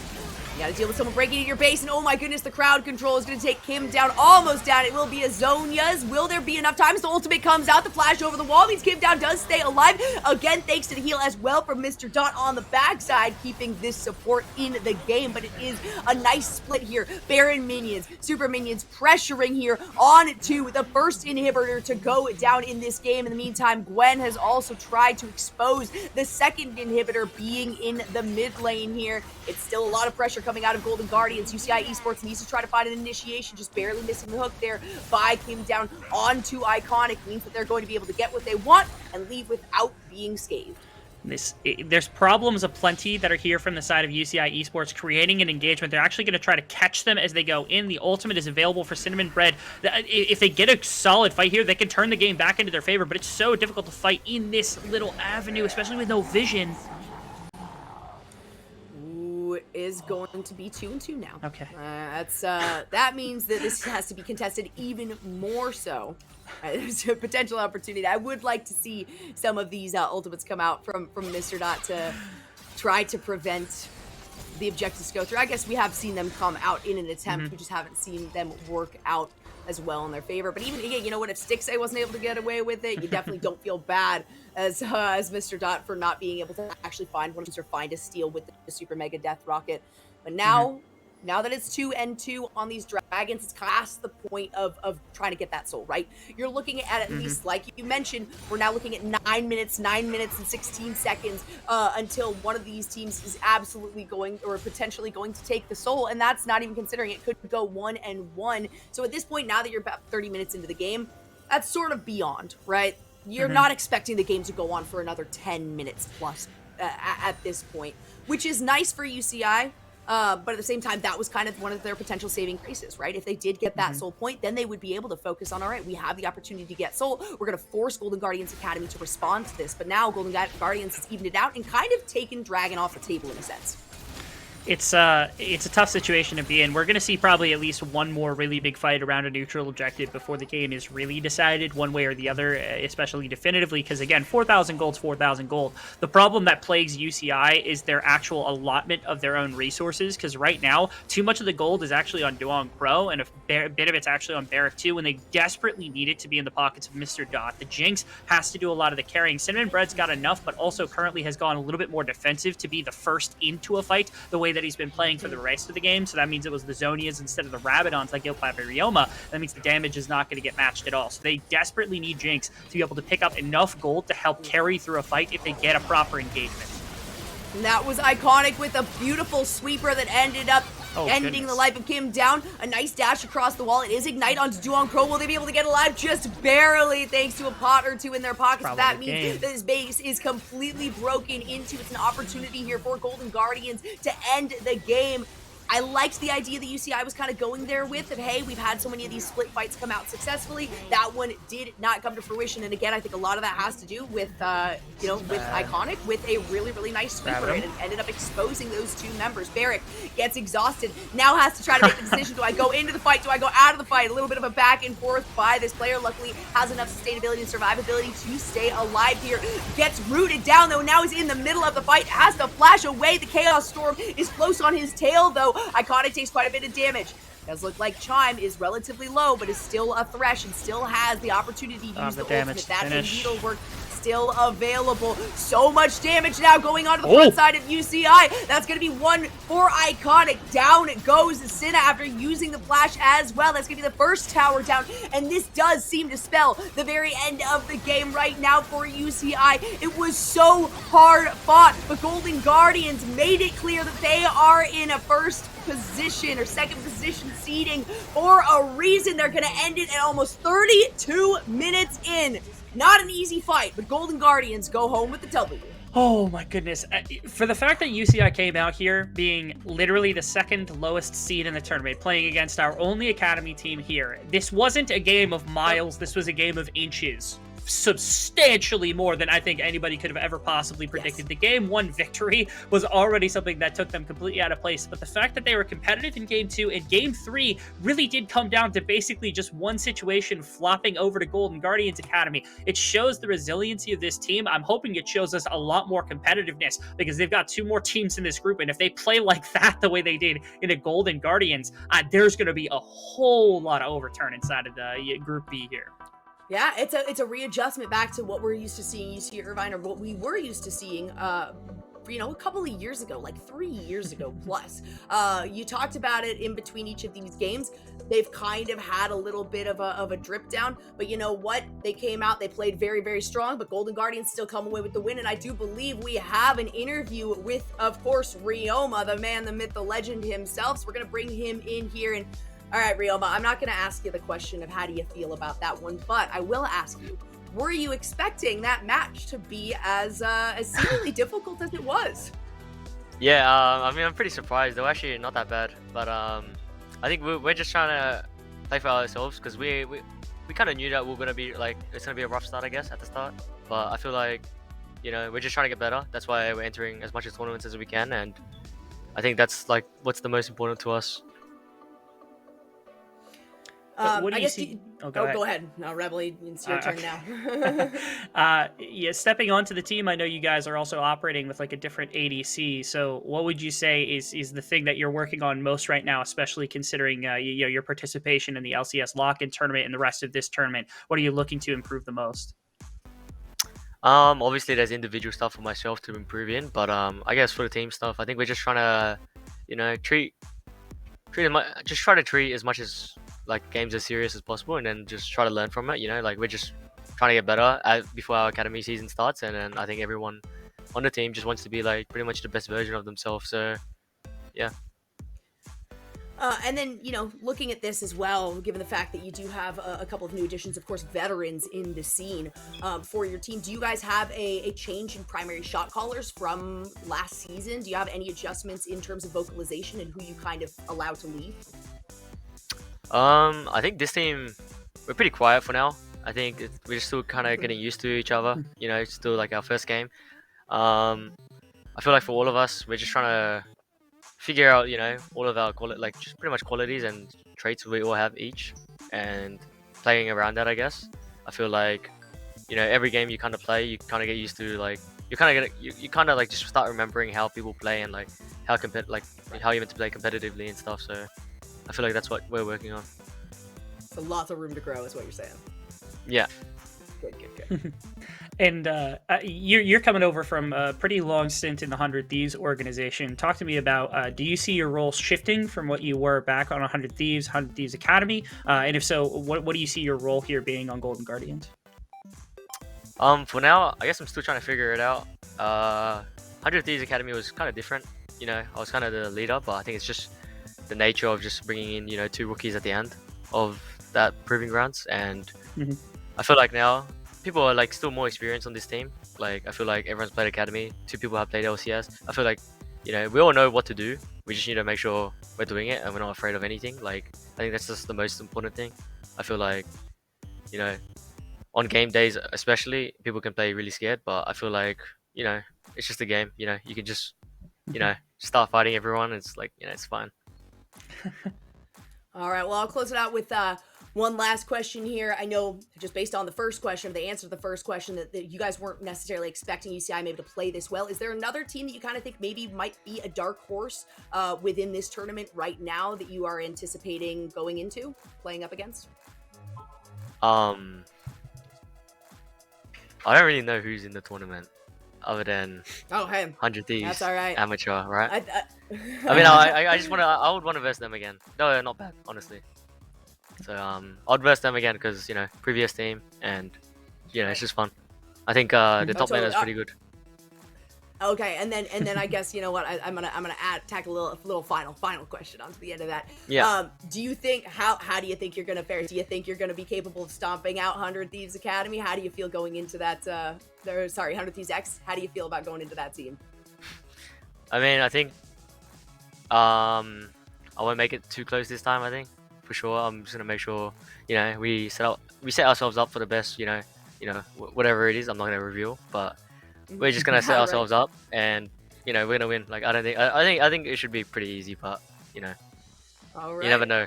Hey, yeah, it's true. We love to hear the confidence, though. Thank you so much for joining us. Congratulations. Those were some long games, but you guys absolutely killed it and certainly deserve the W on that. So we look forward to seeing more from you. Thank you. All right, of course. Always a pleasure to talk to Ryoma. And I do have to say that all these players really on this team, every time I've spoken to each of them before Golden Guardians, they are some of the most humble members, considering that they are always at the top of the list. They always have some of the highest seeding. And even just to hear that they're all kind of quiet right now and they're still kind of feeling things out gives me a lot of confidence as well in the improvement and the growth in the team. And I think Ryoma kind of hinted at that. While not directly, there was a lot of room to interpret the fact that they they are going upwards. That's the only direction that they are looking to go. So I'm excited to see that come through. And of course, Rebel Fox, we're not going to end the day here. That was just the start of it, right? So we do have another match coming up, best of 3. Of course, that one is going to be wild card going into Bay State. This is the one that I was kind of anticipating to be the close match, but I honestly cannot see a match get closer than the one that we just saw here between Golden Guardians Academy and UCI Esports. So of course, we are looking at the different groups right here. Group A, of course, being on, that's all right, being on Academy, we here on the UEA broadcast. Thank you guys, everybody, for tuning in, but that's not all we have to offer you tonight. We've got at least 2 more matches coming up. So while we are going to take a very quick break, it's going to give you an opportunity to go out, grab some drinks, grab some snacks, and prepare yourself for the second best of 3 here in the Proving Grounds closed qualifier, day number 1. So don't go anywhere. I mean, unless you're planning on coming back, because we'll be right back.